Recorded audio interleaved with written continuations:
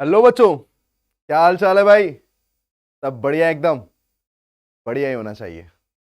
और सुनाइए, पढ़ाई वढ़ाई सही चल रही है एकदम? कोई दिक्कत? देखो, रिवीजन टाइम टू टाइम करते रहो। चीजें जो आपको पढ़ाई जा रही हैं उसको बार बार बार बार रिवाइज करते रहो। इससे बेस्ट कुछ भी नहीं है, ये मान लो आप। अपन ने प्रीवियस रिएक्शन में जो पढ़ा वो लगभग लगभग टाइप ऑफ रिएक्शन सारी की सारी कंप्लीट कर ली। अब जो हम पढ़ने वाले हैं वो हम पढ़ने वाले हैं reducing agent and oxidising agent. चलिए स्टार्ट करते हैं नया टॉपिक, रिडक्शन एंड ऑक्सीडेशन।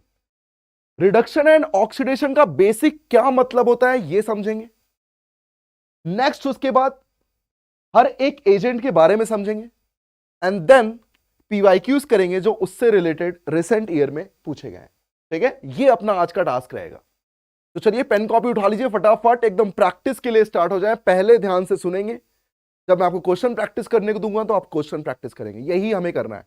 ठीक है, बात समझ में आ रही है आपको? तो देखिए सारे बैचेस आज स्टार्ट हो चुके हैं। जेई और नीट के प्रोटॉन बैच स्टार्ट हो चुके हैं 12th के। तो आप 12th अगर हैं आपका, तो 12th वाले बच्चों के लिए बेस्ट है कि आप ऐप पे, संकल्प ऐप पे आपकी लाइव क्लासेस चल रही हैं, आप वहां से अटेम्प्ट कर सकते हैं। ठीक है, जेई का बच्चा हो, नीट का बच्चा हो, हर तरीके से डाउट्स के लिए टेलीग्राम है आपके पास। ठीक है, टेलीग्राम पे संकल्प चैनल है, आप वहां पर जा सकते हैं। मतलब ये सारी कहानी आपके लिए है, आप इसे यूज करें। ठीक है, आपके लिए ये सब। और रिवीजन फटाफट बिल्कुल भयंकर तरीके से करते रहो, जिससे कि आपका सिलेक्शन कहीं भी रुकना नहीं चाहिए बेटा। बस ये मान लो, यही संकल्प है, संकल्प सिलेक्शन का। तो चलिए स्टार्ट करते हैं। सबसे पहली चीज मैं आपको बताऊंगा कि कहीं ना कहीं रिडक्शन और ऑक्सीडेशन का क्या मतलब होता है, जरा उसे समझेंगे।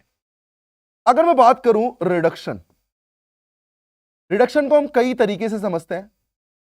अगर मैं हाइड्रोजन की बात करूं, अगर मैं हाइड्रोजन की बात करूं, तो एक बात आपको हमेशा ध्यान रखी होगी कि addition of hydrogen, addition of hydrogen क्या होता है? रिडक्शन होता है। मतलब अगर आपने हाइड्रोजन कहीं पर ऐड किया है, इसका मतलब आपने उसे क्या कर दिया? रिड्यूस कर दिया। और आपने कई जगह देखा है यार, आपने एल्कीन को एल्केन में चेंज किया है, आपने कार्बोनिल को अल्कोहल में चेंज किया है, मतलब कहीं ना कहीं आप H को ऐड कर रहे हो। और हाइड्रोजन का जो एडिशन होता है वो क्या होता है? रिडक्शन। इसी में दूसरा पॉइंट मैं ऐड करता हूं, एडिशन ऑफ इलेक्ट्रॉन। अगर मान लीजिए इलेक्ट्रॉन का एडिशन हो रहा है तो मैं क्या बोलूंगा? रिडक्शन बोलूंगा। मतलब इन दोनों टाइप्स को मैं क्या बोलूंगा? रिडक्शन। या तो हाइड्रोजन ऐड हो जाए या फिर इलेक्ट्रॉन ऐड हो जाए, इसका मतलब वो क्या होगा? रिडक्शन होगा। बात करें ऑक्सीडेशन की, तो अगर मैं ऑक्सीडेशन की बेसिक फंडे की बात करूं तो ऑक्सीडेशन का क्या मतलब होना चाहिए था? ऑक्सीडेशन का सिंपल सा मतलब होना चाहिए था, एडिशन ऑफ हाइड्रोजन अगर रिडक्शन है तो रिमूवल ऑफ हाइड्रोजन क्या होगा? रिमूवल ऑफ हाइड्रोजन क्या होगा? ऑक्सीडेशन होगा। क्या आपको यह बात क्लियर होती है? ठीक उसी तरीके से removal of electron, removal of electron ये भी क्या होते हैं? कहीं ना कहीं ऑक्सीडेशन होते हैं। मतलब अगर हाइड्रोजन ऐड हो रहा है तो हम क्या बोलेंगे? रिडक्शन। अगर हाइड्रोजन रिमूव हो रहा है तो हम क्या बोलेंगे? ऑक्सीडेशन। अगर इलेक्ट्रॉन ऐड हो रहा है तो हम क्या बोलेंगे? रिडक्शन।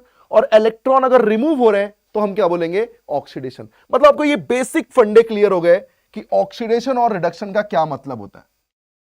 कुछ और जो बातें होंगी वो ऑक्सीडेशन से रिलेटेड, वो मैं फिर आपसे करूंगा जब हम ऑक्सीडेशन के टर्म्स से पहुंचेंगे तब। रिडक्शन के टर्म्स में एक ही बात ध्यान रखनी है, हाइड्रोजन का एडिशन या फिर इलेक्ट्रॉन का एडिशन, आप दोनों को क्या बोलोगे? रिडक्शन।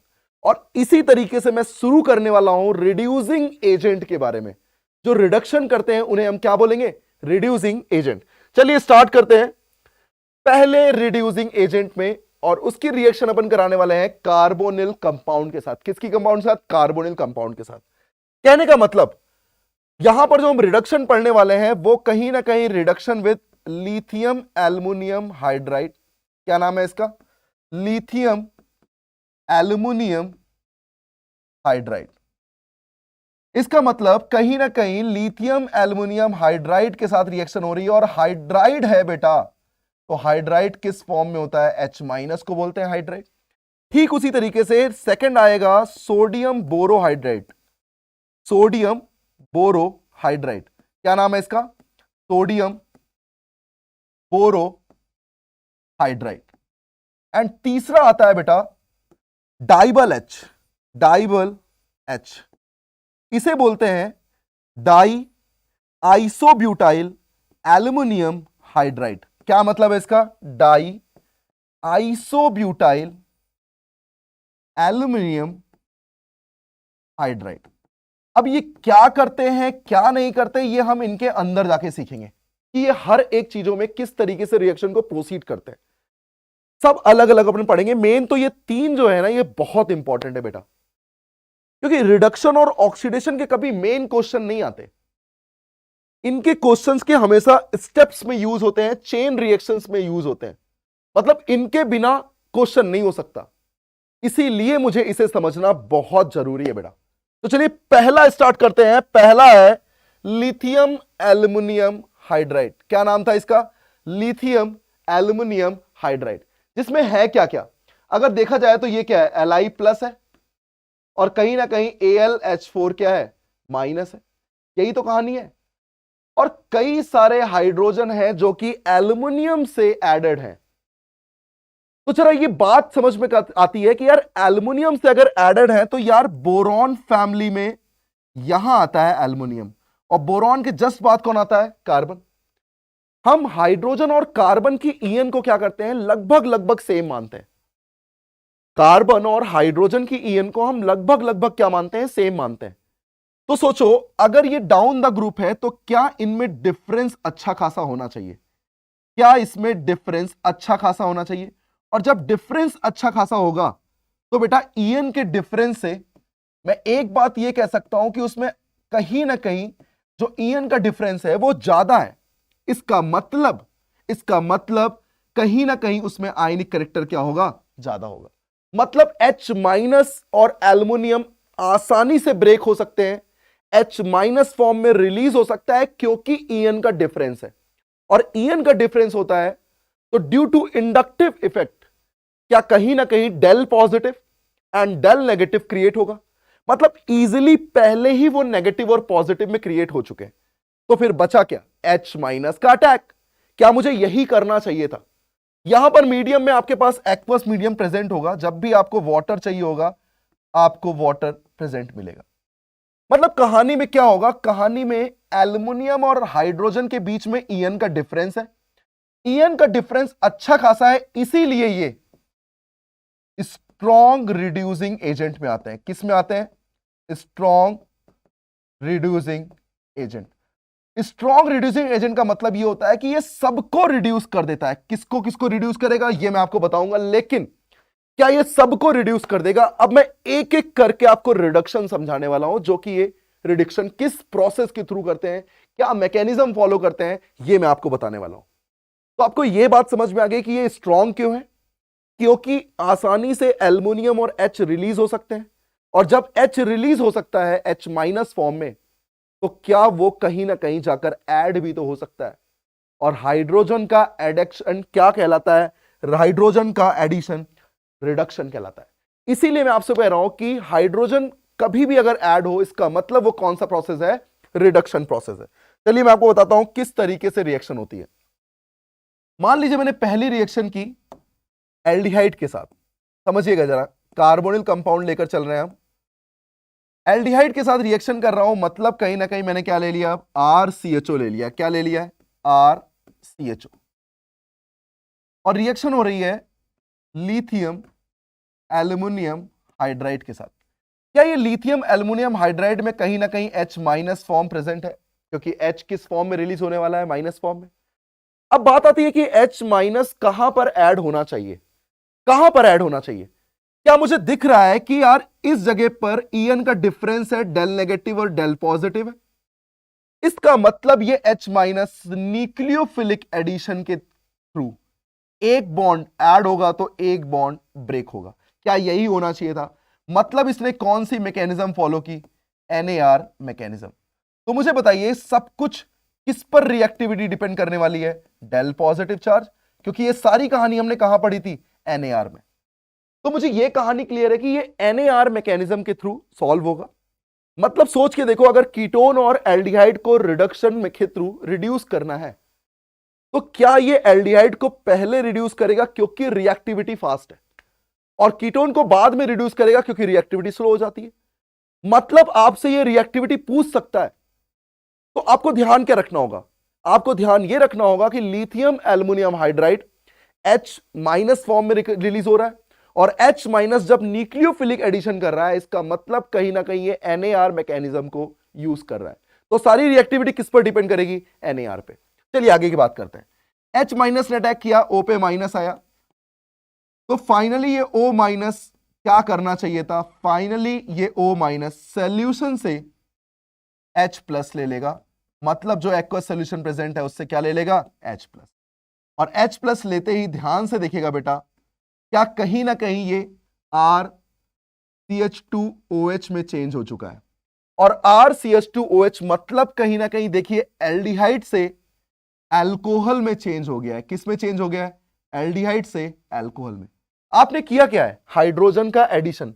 इसीलिए क्या है? ये रिडक्शन प्रोसेस है। कौन सा प्रोसेस है? रिडक्शन। तो ये एजेंट कौन सा हुआ? Reducing agent. और H माइनस इजिली रिलीज हो रहा है, इसीलिए मैं इसको क्या बोलता हूं? Strong reducing agent. अब सोच के देखो कीटोन में क्या हुआ होगा, तुम खुद सोचो। Same process, nucleophilic attack, O पे माइनस, O का माइनस क्या ले लेगा? H। मतलब अगर मैं कीटोन के साथ रिएक्शन करूं तो सेम प्रोसेस के थ्रू क्या ये LiAlH4 कुछ इस तरीके से H माइनस के थ्रू ऐड होगा, और O माइनस सॉल्यूशन से क्या ले लेगा? H plus. तो कहने का मतलब क्या ये भी कहीं ना कहीं अल्कोहल में ही तो चेंज होने वाला है। इसका मतलब ये भी किस में चेंज हो जाएगा? अल्कोहल में। कहने का मतलब अगर आपको कभी एल्डिहाइड या कीटोन के साथ रिएक्शन करनी हो तो आप सिंपल न्यूक्लियोफिलिक अटैक करें, और O पे माइनस चार्ज आएगा और वो H ले लेगा, मतलब क्या फॉर्म कर लेगा? अल्कोहल। चलिए मैं आपको और रिएक्शन बताता हूं इसमें। मान लीजिए यहां एसिड होता, या फिर एस्टर होता OR-, या फिर एसिड हैलाइड होता। इन तीनों केसेस में अगर लिथियम एल्युमिनियम हाइड्राइड के साथ रिएक्शन होती है तो यार H तो काफी सारे हैं, एक ही H थोड़ी है। बार बार H रिलीज हो सकता है, और जब बार बार H रिलीज हो सकता है तो जब तक उसके सारे डबल बॉन्ड सिंगल बॉन्ड में कन्वर्ट नहीं हो जाते तब तक मैं न्यूक्लियोफिलिक अटैक करता रहूंगा। क्या यही प्रोसीजर कहता है? अब एक मैं समझा के दिखा रहा हूं, जरा ध्यान से देखिएगा। मैं एग्जांपल ले रहा हूं एस्टर का, सेम एज इट इज सब में होता है बेटा, ध्यान से देखना। मैं एस्टर का ले रहा हूं। मैंने एस्टर में क्या किया? OR- था, लिथियम एल्युमिनियम हाइड्राइड से रिएक्शन कराई, लिथियम एल्युमिनियम हाइड्राइड से रिएक्शन कराई, जिसमें H माइनस न्यूक्लियोफिलिक अटैक करेगा, O माइनस बनेगा। लेकिन यार ये जो है ना, ये लिविंग ग्रुप है। मैंने आपको बताया था रिएक्शन में NAR में टाइप ऑफ रिएक्शन पार्ट 3 में है ये सब कुछ, आप देख सकते हो इजीली। मैंने आपको एक रिएक्शन मैकेनिज्म बताई थी, and that is called addition elimination. Addition elimination. Addition elimination क्या करता है बेटा? जब भी कभी कोई लिविंग ग्रुप लगा हो ना, जैसे OH, OR, Cl, अगर कोई लिविंग ग्रुप है तो ये क्या करता है? न्यूक्लियोफिलिक एडिशन अपनी पोजीशन को रिटेन करता है और लिविंग ग्रुप को निकाल देता है। ये प्रोसीजर फॉलो करता है, इसी को बोलते हैं एडिशन एलिमिनेशन।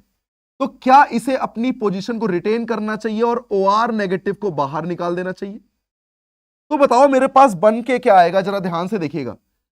जब मेरे पास RC डबल बॉन्ड H का अटैक हुआ था, H जुड़ जाएगा और OR- नेगेटिव बन जाएगा। क्या ये OR- नेगेटिव H लेकर R-OH बना देगा?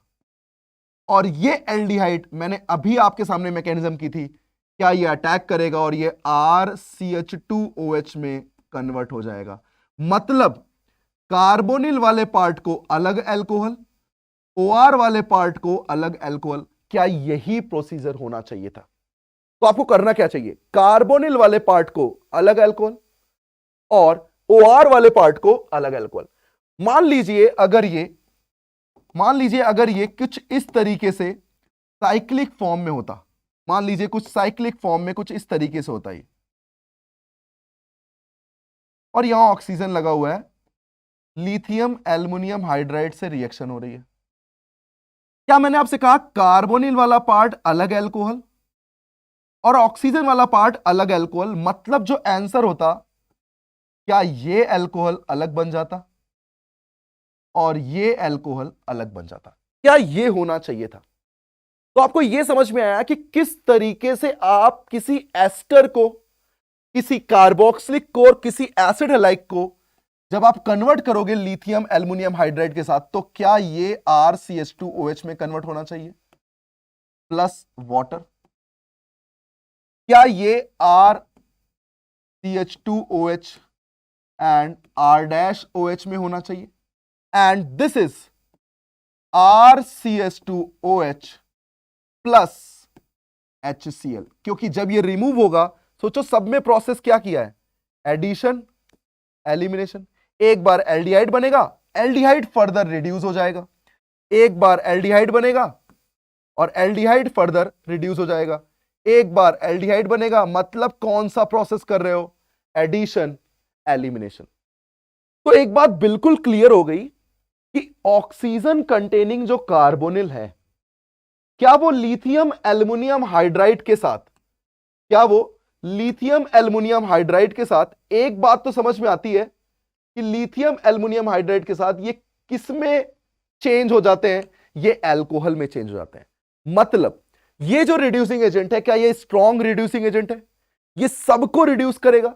इसका मतलब एल्डिहाइड को अल्कोहल, कीटोन को अल्कोहल, एसिड को अल्कोहल, एस्टर को दो अल्कोहल में, एक कार्बोनिल वाला अलग, OR वाला अलग। देखो कार्बोनिल वाला अलग, OR वाला अलग, कार्बोनिल वाला अलग, ऑक्सीजन वाला अलग, और एसिड हैलाइड को भी CH2OH और HCl में चेंज कर देता है। मतलब तुमने एक जैसा प्रोसेस किया बेटा, किसके साथ, ऑक्सीजन कंटेनिंग फंक्शनल ग्रुप के साथ। अब मैं आपको आगे बताने वाला हूं कि किस तरीके से ये अमाइड के साथ रिएक्शन करता है। जरा ध्यान से देखिएगा बेटा, किस तरीके से ये अमाइड के साथ रिएक्शन करता है। RCONH2, जरा ध्यान से देखिएगा बेटा, किस तरीके से लिथियम एल्युमिनियम हाइड्राइड ने रिएक्शन की है। मैकेनिज्म देखिएगा बेटा एक बार। क्या होना चाहिए था, H- का न्यूक्लियोफिलिक अटैक, O- है, O- पता है मुझे कि एल्युमिनियम के साथ भी रिएक्शन करके कुछ इस तरीके से O- यहां पर क्या लग जाएगा, NH2, और यहां क्या लग जाएगा, H। AlS3 है मेरे पास, तो ये ऑक्सीजन क्या करेगा, एल्युमिनियम के वैकेंट ऑर्बिटल पे इलेक्ट्रॉन देगा, और जैसे ही इलेक्ट्रॉन दिया, यहां बन गया OAlH3, और ये है NH2 और ये है H।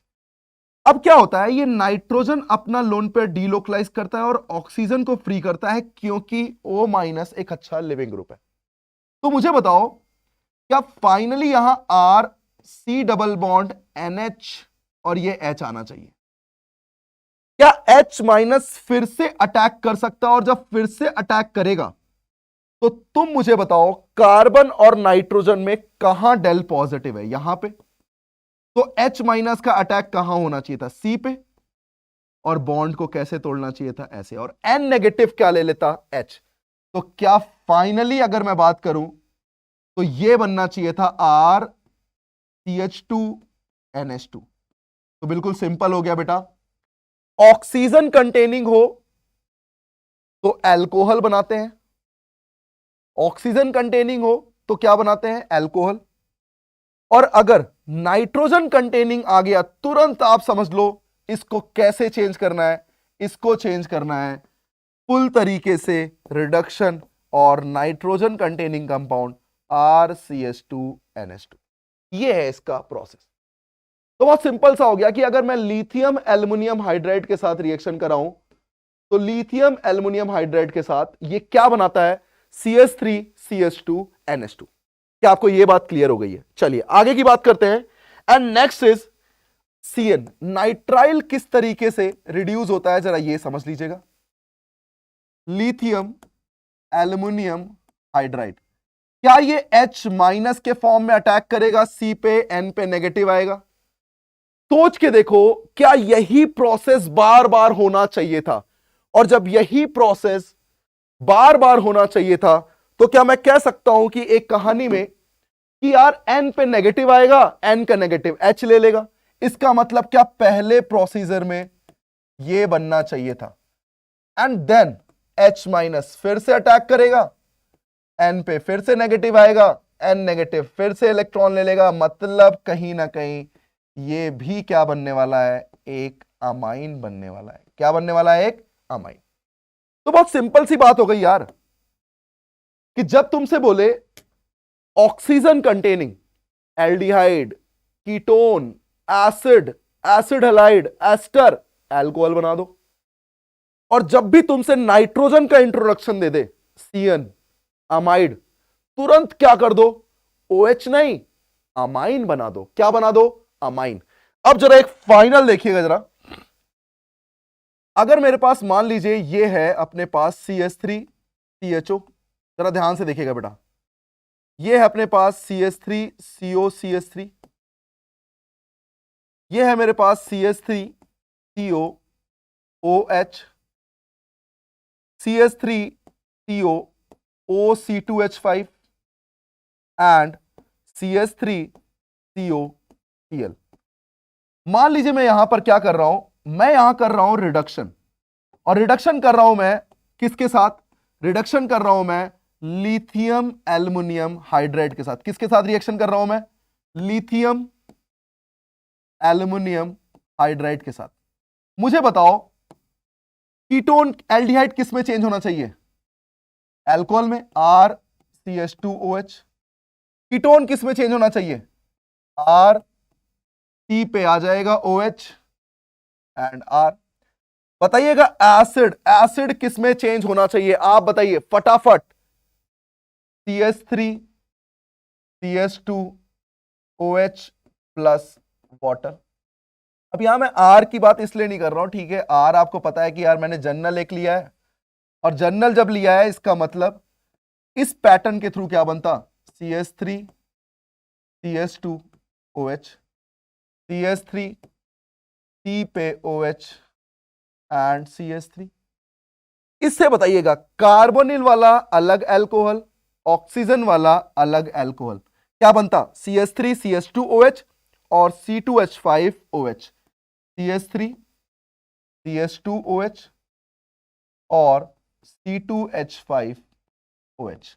ठीक उसी तरीके से इसे बताइएगा CH3 CH2OH and HCl, CH3 CH2OH and HCl। जरा एक और, ये अमाइड वाला अभी अपन ने किया था बेटा, अभी किया था, ध्यान दीजिए ध्यान दीजिए, CH3 CO NH2 और यहां पर है CH3 CN। बताओ नाइट्रोजन कंटेनिंग के साथ लिथियम एल्युमिनियम हाइड्राइड की बात करूं मैं, तो मुझे बताओ लिथियम एल्युमिनियम हाइड्राइड क्या करना चाहिए था? CH2NH2 CH2NH2। तो बताइए फाइनल आंसर क्या आता? CH3 CH2NH2। इसमें भी बनता और इसमें भी CH3 CH2NH2 इसमें भी बनता। तो सोच के देखिए इन दोनों में प्रोडक्ट क्या आते? सेम आते।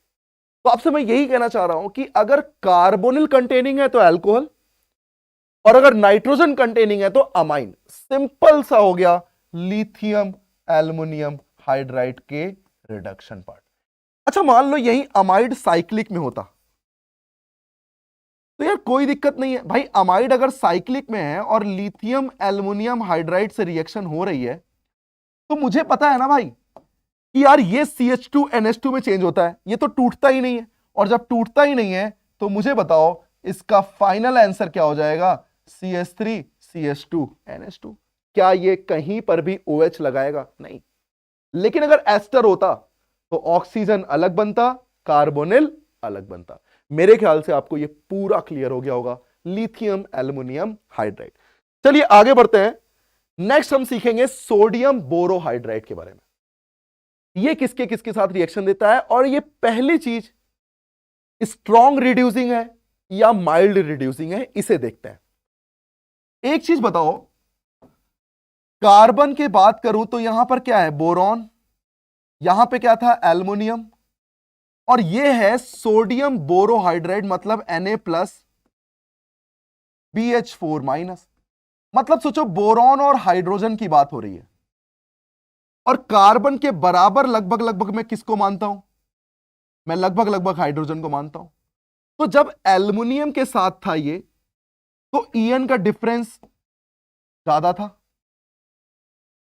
और अगर मान लीजिए ये बोरॉन के साथ होता तब तो सेम आ गया ना भाई, 2p और 2p, और जब सेम आ गया तो कहीं ना कहीं ईएन का डिफरेंस जो होगा वो क्या, ईएन का डिफरेंस कम होना चाहिए, और जब ईएन का डिफरेंस कम हो गया तो क्या ये आसानी से ब्रेक होंगे, नहीं होंगे, और जब आसानी से ब्रेक नहीं होंगे, इसीलिए मैं इसको बोलता हूं माइल्ड रिड्यूसिंग एजेंट। क्या बोलता हूं इसको मैं, माइल्ड रिड्यूसिंग एजेंट।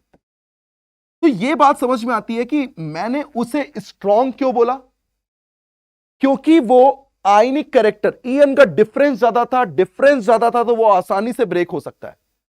मैं NaBH4 को माइल्ड क्यों बोल रहा हूं, हल्का क्यों बोल रहा हूं, क्योंकि वो आसानी से ब्रेक ही नहीं हो सकता। बोरॉन और हाइड्रोजन लगभग लगभग ईएन क्या होती है, अगर मैं एग्जैक्ट बात करूं ना, तो अगर मैं एल्युमिनियम और हाइड्रोजन की बात करूं, हाइड्रोजन की अप्रोक्सीमेट 2.1 मानते हो आप, इसकी अप्रोक्सीमेट होती है 1.6 समथिंग, और बोरॉन की होती है 1.8 समथिंग। तो मुझे बताओ 2.1 के डिफरेंस में ये तो बहुत ही कम है, और ये क्या है, अच्छा खासा है। इसीलिए बोरॉन के साथ जब हाइड्रोजन होता है ना, तो वो माइल्ड में आता है, और जब एल्युमिनियम के साथ हाइड्रोजन होता है ना, तो वो स्ट्रॉन्ग में आता है। ये है इसका रीजन कि NaBH4 सबको रिड्यूस नहीं कर पाएगा, क्योंकि ये क्या है, माइल्ड है। तो फिर ये रिड्यूस किसको किसको करता है, जरा ये देख लेते हैं। तो बेटा ये बात आती है कि ये सिर्फ और सिर्फ एल्डिहाइड के साथ रिएक्शन करता है, कीटोन के साथ रिएक्शन करता है, एंड एसिड हैलाइड के साथ रिएक्शन करता है। बस 3 ऐसे रिएजेंट हैं, रिएक्टेंट हैं, जहां पर NaBH4 रिडक्शन करता है, और रिडक्शन बिल्कुल वैसा ही होगा जैसा मैंने LiAlH4 में किया है, क्योंकि मैकेनिज्म थोड़ी चेंज हो जाएगी यार। अगर हाइड्रोजन निकलेगा तो अटैक तो वैसे ही करेगा, तो सारी मैकेनिज्म बिल्कुल रिवर्ट हो गई कि नहीं हो गई, बिल्कुल वैसे ही हो गई कि नहीं हो गई, रिपीट कर रही है ना। इसका मतलब जब मैं यहां अटैक करूंगा, सेम वही प्रोसेस है, OH सेम वही प्रोसेस है, पहले एडिशन एलिमिनेशन, और जब एल्डिहाइड बन जाए तो फिर से अटैक। मतलब अगर मैं फाइनली लिखूं तो ये बनेगा RCH2OH, ये बनेगा R C पे OH एंड R, ये बनेगा RCH2OH एंड HCl।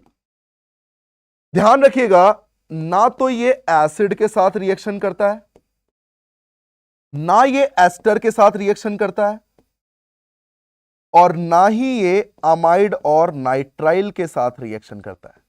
ये इनके साथ रिएक्शन बिल्कुल भी शो नहीं करता। मतलब NaBH4 कभी भी कार्बोक्सिलिक, एस्टर, अमाइड और नाइट्राइल के साथ रिएक्शन नहीं देते हैं। सिर्फ किसके साथ रिएक्शन देते हैं, सिर्फ और सिर्फ एल्डिहाइड, कीटोन और एसिड। इनका बहुत बड़ा रीजन है बेटा। यार एक तो बताओ, बहुत मुश्किल से तो वो टूट रहा है, और जब बहुत मुश्किल से टूट रहा है तो वो टूट किसके लिए रहा है, जिसके पास कमी बहुत ज्यादा है।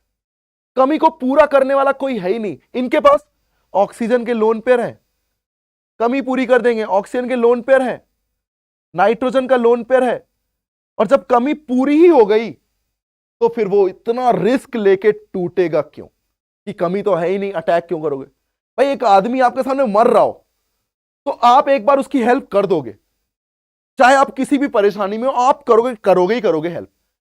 लेकिन एक जगह यार ठीक ठाक है आदमी, तो आप फर्जी नहीं जाओगे। अगर आप आलसी हो तो, आपके हेल्प करने का मन नहीं है तो आप फर्जी नहीं जाओगे। तो कहने का मतलब यही है, ये टूटता तो है नहीं बोरॉन के साथ हाइड्रोजन। एक तो बोरॉन के साथ हाइड्रोजन का ईएन का डिफरेंस कम है, अब वो टूट नहीं रहा, और वो टूट किसके लिए रहा होगा, जिसके लिए बहुत ज्यादा जरूरत होगी। उनके लिए थोड़ी टूटेगा जो पहले से न्यूट्रल हो रहे हैं, पहले से कमी को पूरा हो जा रहा है। इसका मतलब ये किसे किसे रिड्यूस करता है? Aldehyde, ketone and acid halide. क्या आपको ये NaBH4 की कहानी समझ में आ गई? चलिए आगे बात करते हैं। नेक्स्ट अपने पास आता है डाइबल H। जरा इसे समझिएगा, ये क्या है? इसका फुल फॉर्म में भी मैंने आपको बताया था, die isobutyl aluminium hydride. Die isobutyl aluminium hydride. यार आइसोब्यूटाइल वो भी डाई है। बोरॉन के पास वैसे ही 3 तो वैलेंसी होती है, और ये है आइसोब्यूटाइल। जरा ध्यान से देखना बेटा, ये आइसो ग्रुप होता है, ये आइसोब्यूटेन होता है, और इस वैलेंसी से कुछ जुड़ा हो तो उसे क्या कहते हैं? आइसोब्यूटाइल। तो अगर ये बोरॉन से जुड़ा होगा तभी तो ये आइसोब्यूटाइल है। और ऐसे कितने जुड़े होंगे? ऐसे 2 जुड़े होंगे, तभी तो नाम हुआ डाई आइसोब्यूटाइल। देखिए एक ही आइसोब्यूटाइल, एक ही आइसोब्यूटाइल, और एक कहीं ना कहीं हाइड्रोजन होगा। और बताओ, जब एक ही हाइड्रोजन है तो फिर रिलीज भी एक ही हाइड्रोजन करेगा। इसके नाम में इसकी मैकेनिज्म को समझने का तरीका है बेटा। जब मेरे पास हाइड्रोजन काफी सारे थे ना, तो मैं एसिड हैलाइड में 2 बार अटैक कर रहा था। एक बार Cl को निकाल के, एक बार फिर से H को ऐड करके। लेकिन जब आइसोब्यूटाइल एल्यूमिनियम हाइड्राइड है, तुम सोच के बताओ, एक ही तो हाइड्रोजन है, और जब एक ही हाइड्रोजन है तो मुझे बताइएगा क्या सिर्फ एक ही बार अटैक होगा? और एक बार अटैक करने पे जो बनता है, क्या प्रोडक्ट वही बनना चाहिए था? यही इसका प्रोसेस कहता है, यही तो होना चाहिए। तो जरा ध्यान से देखिएगा इसकी मैकेनिज्म को। अगर मैं यहां पर एल्डिहाइड या कीटोन ले लूं, तो बेटा एल्डिहाइड और कीटोन में तो एक ही बार अटैक होना ही चाहिए था भाई। 2 बार तो अटैक होता भी नहीं है। सिर्फ कितनी बार अटैक होता है? एक बार। तो अगर मैं एल्डिहाइड और कीटोन के साथ इसकी रिएक्शन लेता हूं, तो मुझे बताओ, एक ही तो H माइनस है, एक ही बार अटैक करेगा, और एक ही बार अटैक करना ही चाहिए, और फाइनली दोनों क्या बन जाते? एक एल्कोहल बन जाते। क्या मुझे, मेरे ख्याल से यहां दिक्कत नहीं है आपको। लेकिन अगर मान लीजिए मैं acid halide, ester, carboxylic acid, इनके साथ रिएक्शन करूंगा बेटा, तो जब एक ही हाइड्रोजन है, डाइबल H, एक ही हाइड्रोजन है, तो मुझे बताइए एक बार अटैक कैसे होता था? आपको याद आ रहा है? Nucleophilic addition, elimination. क्या ये Cl निकल जाएगा, जो कि एक्वस मीडियम से क्या ले लेगा? H। तो ये बनना चाहिए था एल्डिहाइड, और दूसरा बनना चाहिए था HCl। अगर LiAlH4 होता तो फिर से अटैक होता और अल्कोहल बन जाता। NaBH4 होता तो फिर से अटैक होता, अल्कोहल बन जाता। लेकिन डाइबल H के पास तो हाइड्रोजन ही नहीं है, और जब हाइड्रोजन ही नहीं है तो तुम मुझे बताओ, क्या ये आगे रिएक्शन हो पाएगी? नहीं। इसका मतलब ये क्या बनाता है? एल्डिहाइड बनाता है। क्या बनाता है? एल्डिहाइड। सोच के देखो ना, एडिशन, एलिमिनेशन, क्या बनता? R-OH अलग हो जाता, और ये पूरा का पूरा पार्ट क्या ये एल्डिहाइड फॉर्म में बन जाता। ठीक उसी तरीके से एडिशन, एलिमिनेशन, क्या ये भी RCHO बनता और वाटर रिलीज हो जाता। मतलब कहीं ना कहीं क्या बन रहा है? हर बार एल्डिहाइड ही तो बन रहा है। डाइबल, अल में क्या आ रहा है? देखो एल्डिहाइड। ये तुमको क्लियर बता रहा है कि क्या बनना चाहिए? एल्डिहाइड। जरा मैं तुम्हें अमाइड और नाइट्राइल बता देता हूं, देखिएगा। मान लीजिए यहां नाइट्राइल की बात की जाए या फिर अमाइड की बात की जाए, तो बेटा नाइट्राइल और अमाइड में क्या होता है? यहां पर जब हम रिडक्शन करते हैं ना एक हाइड्रोजन के थ्रू, तो वाटर तो प्रेजेंट है जो कि आपको H+ दे देगी, लेकिन H- तो एक ही प्रेजेंट है ना, और एक ही बार बॉन्ड टूटेगा। तो क्या ये बनना चाहिए था CH डबल बॉन्ड NH। अब H तो है नहीं अटैक करने के लिए, लेकिन ऐसा क्या है जो आगे प्रोसीजर को फॉलो कर सकता है? वो है वाटर। और बेटा हमने हमेशा बात की है लोन पेयर को H दे दो, बाकी को OH, लोन पेयर को H, बाकी को OH, और 2 OH से वाटर निकलता है, क्या कार्बोनिल बनेगा और बनेगा CHO। एग्जैक्टली सेम मैकेनिज्म के थ्रू यहां भी क्या बनेगा, RCHO। तो बहुत सिंपल हो गया, याद रखना। डाइबल, अल का मतलब क्या होता है, एल्डिहाइड, एल का मतलब क्या होता है, एल्डिहाइड। अगर तुम एल्डिहाइड और कीटोन को छोड़ दो, क्योंकि उसमें तो एक ही बार तो अटैक हो रहा था, तो उसमें क्या बन गया, एल्कोहल। मतलब ये तो तुम्हें हमेशा याद रहने वाला है। Acid halide, ester, carboxylic, amide और नाइट्राइल, क्या इन सब में एल्कोहल नहीं, क्या बनेगा, एल्डिहाइड। डाइबल, अल मतलब एल्डिहाइड, मतलब क्या बनना चाहिए, एल्डिहाइड। तो आपको ये lithium aluminium hydride clear, sodium borohydride clear, DIBAL H clear, क्या है, तीनों क्लियर हो चुके हैं। जरा एक एग्जांपल करते हैं इसी से रिलेटेड।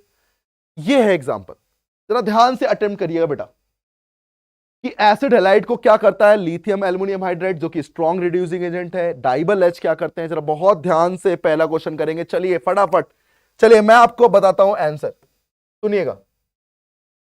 क्या मुझे पता है, अगर मैं लिथियम एल्युमिनियम हाइड्राइड की बात करता तो ये इसे अल्कोहल में चेंज करता, इसे अल्कोहल में चेंज करता, इसे अल्कोहल में चेंज करता, और इसे अमाइन में चेंज करता। क्या यही आंसर आना चाहिए था आपका। मतलब अगर मैं P1 ड्रॉ करूं तो बेटा बहुत ध्यान से P1 बनाना है। ये बेंजीन तो बेंजीन ही रहेगा, ये OH पहला कन्वर्ट हो जाएगा, ये दूसरा कन्वर्ट हो जाएगा। क्या ये CN CH2NH2 में चेंज हो जाएगा, और क्या ये COCl CH2OH और HCl में चेंज हो जाएगा, और यहां क्या निकल जाएगा, वाटर। क्या एग्जैक्टली यही होना चाहिए था, बताइए, एग्जैक्टली यही स्ट्रक्चर बनना चाहिए था। क्या NaBH4 सिर्फ और सिर्फ किससे रिएक्शन करता, सिर्फ और सिर्फ, अगर मैं बात करूं सिर्फ और सिर्फ कीटोन, एसिड हैलाइड, ना तो वो नाइट्राइल से करता और ना ही वो कार्बोक्सिलिक से करता। तो क्या वो एज इट इज लगे रहते और ये चेंज होता OH में, ये चेंज होता OH में। मतलब जो आंसर बनता, बहुत ध्यान से देखिएगा बेटा, ये रहा बेंजीन, यहां तो OH लग जाता, लेकिन क्या ये एसिड में ही कंटेन रहता। ठीक उसी तरीके से ये CN में ही कंटेन रहता, और ऊपर वाला CH2OH में चेंज हो जाता। क्या यही आंसर आना चाहिए था। देखिए कितना इजी हो गया है। डाइबल एच, अल, एल्डिहाइड, लेकिन कीटोन को छोड़ दो, क्योंकि कीटोन में तो एक ही बार अटैक होता है, लेकिन बाकी सब किस में आ जाएंगे, एल्डिहाइड एल्डिहाइड एल्डिहाइड। मतलब अगर मैं फाइनल आंसर की बात करूं तो क्या फाइनल आंसर आना चाहिए था, CN किस में चेंज होता, एल्डिहाइड में, अभी मैंने किया था। बेंजीन बेंजीन ही रहती, ये OH में ही जाता, और ये कार्बोक्सिलिक किस में आता, CHO, और साथ में क्या आता, वाटर। ठीक उसी तरीके से COCl किस में जाता, CHO में, और साथ ही साथ क्या लग जाता, HCl। क्या आपको ये प्रॉपर वे में तीनों रिडक्शन समझ में आ गए। अगला क्वेश्चन आपके होमवर्क के लिए है, पूरा ट्राई करिएगा। मैं आपको हिंट दे रहा हूं बेटा, सुनिएगा हिंट। लिथियम एल्युमिनियम हाइड्राइड सबको रिड्यूस करता है। क्या वो एस्टर को 2 अल्कोहल, एक बीच से कार्बोनिल वाला और ये OH, क्या ये भी चेंज होता। मतलब P1 क्या बनता, OH OH OH, NaBH4 इसके साथ तो रिएक्शन ही नहीं करता, क्योंकि एस्टर के साथ रिएक्शन नहीं करता है, कीटोन के साथ रिएक्शन कर लेता, मतलब इसे सिर्फ अल्कोहल में चेंज करता, ये अल्कोहल में चेंज नहीं होता। ये नीट का प्रीवियस ईयर का क्वेश्चन है बेटा, ठीक है, बहुत इंपॉर्टेंट है रिडक्शन। डाइबल एच, आपको पता है एल्डिहाइड, लेकिन इसे तो किस में चेंज करता, अल्कोहल में, इसे एल्डिहाइड में, क्योंकि एडिशन एलिमिनेशन, मतलब ये एल्डिहाइड में आता। मतलब मैं P3 बना दे रहा हूं, P3 में ये एल्डिहाइड होता, ये अल्कोहल, और नीचे वाला भी क्या हो जाता, अल्कोहल, ये आता P3। ये मैं P3 बना दे रहा हूं, लेकिन P1 और P2 आप ट्राई करिएगा, ठीक है। चलिए आगे बढ़ते हैं। अगली रिएक्शन है मेटल के साथ रिडक्शन। अभी तक मैंने तुम्हें एक प्रोसीजर के बारे में बताया, जब हाइड्रोजन ऐड होता है ना तो उसे रिडक्शन कहते हैं। अब मैं तुम्हें बताऊंगा इलेक्ट्रॉन ऐड होता है तो कैसे रिडक्शन करते हैं ये हमें सीखना है, क्योंकि यार इलेक्ट्रॉन का एडिशन भी तो रिडक्शन ही है। लेकिन एक खास बात, जब भी कोई मेटल प्रेजेंट होता है ना, इलेक्ट्रॉन्स हमेशा कहां मिलते हैं? मेटल के पास। इसीलिए मैंने क्या लिया है? Sodium metal. अब जरा ध्यान से देखना, मैं एक एग्जांपल करके दिखा रहा हूं।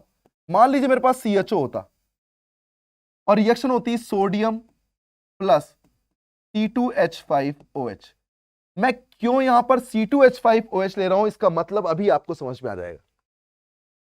क्या ये sodium sodium positive noble gas configuration में चेंज होगा और एक इलेक्ट्रॉन रिलीज कर देगा? क्या उस एक इलेक्ट्रॉन को अटैक कहां करना चाहिए? जहां कमी हो, और कमी कहां दिख रही है? दिख रहा है डेल पॉजिटिव। इसका मतलब ये एक इलेक्ट्रॉन देता है और O पे क्या आता है? Minus charge. तो फाइनली O माइनस क्या ले लेगा? H। ये रेडिकल बन जाएगा और ये H। क्या ये रेडिकल को फिर से एक इलेक्ट्रॉन देना चाहिए जिससे कि ये क्या ले ले? नेगेटिव बन जाए।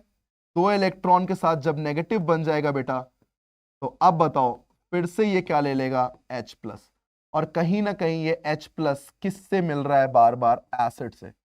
तो क्या ओवरऑल रिडक्शन वही होगा, जस्ट लाइक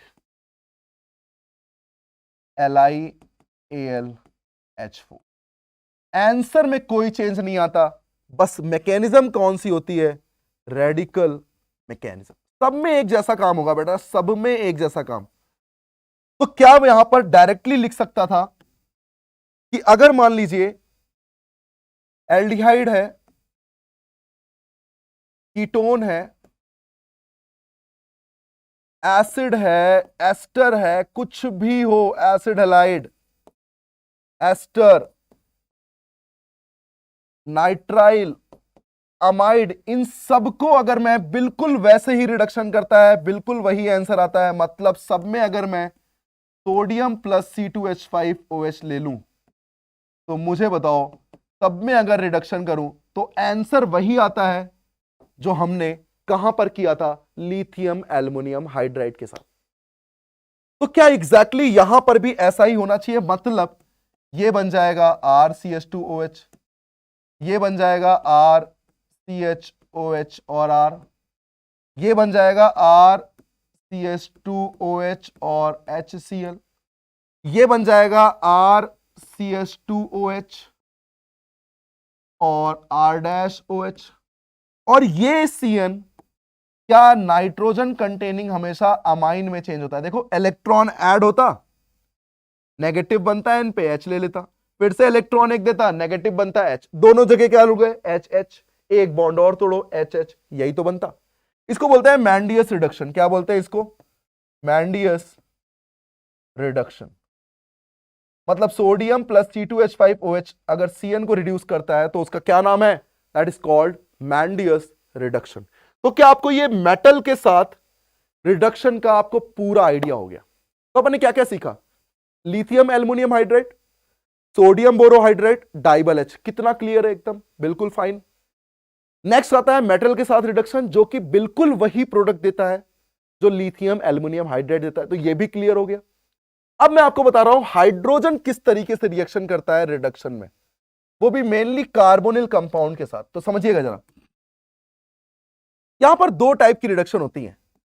अगर मैंने सिर्फ और सिर्फ हाइड्रोजन के साथ मेटल ले लिया होता, जैसे H2PD, H2 निकिल, H2PT, तो जब मेटल के साथ रिडक्शन होता है ना और वो एक्सेस में हो, तो आप एकदम समझिए किसकी तरह काम करता है? Just like lithium aluminium hydride की तरह। लेकिन अगर मेटल के साथ सॉल्वेंट है, तो बेटा मैंने आपको बताया था मेटल सॉल्वेंट के केस में हमेशा फुल्ली रिडक्शन नहीं होता, हमेशा क्या होता है? Partially reduction. कैसा रिडक्शन? Partially reduction. मतलब सिर्फ और सिर्फ एक बार ही चीजें क्या होंगी? रिड्यूस होंगी। तो सिर्फ पार्शियली रिडक्शन कब होता है? जब मेटल सॉल्वेंट हो। और जब सिर्फ मेटल हो तो फिर कैसा रिडक्शन होता है? Fully reduction. कैसा रिडक्शन? Fully reduction. एग्जाम्पल समझिएगा बेटा, मान लीजिए मेरे पास RCOCl है और मैंने रिएक्शन कराई, एक बार मैंने कराई H2 निकिल एक्सेस में जो कि मेटल के साथ है, और जब मेटल के साथ है बेटा तो क्या कहीं ना कहीं पूरी तरीके से रिडक्शन होना चाहिए, और पूरी तरीके से रिडक्शन होता तो क्या ये RCH2OH और HCl में चेंज होता? एग्जैक्टली वैसे जैसे मैंने अभी किया था।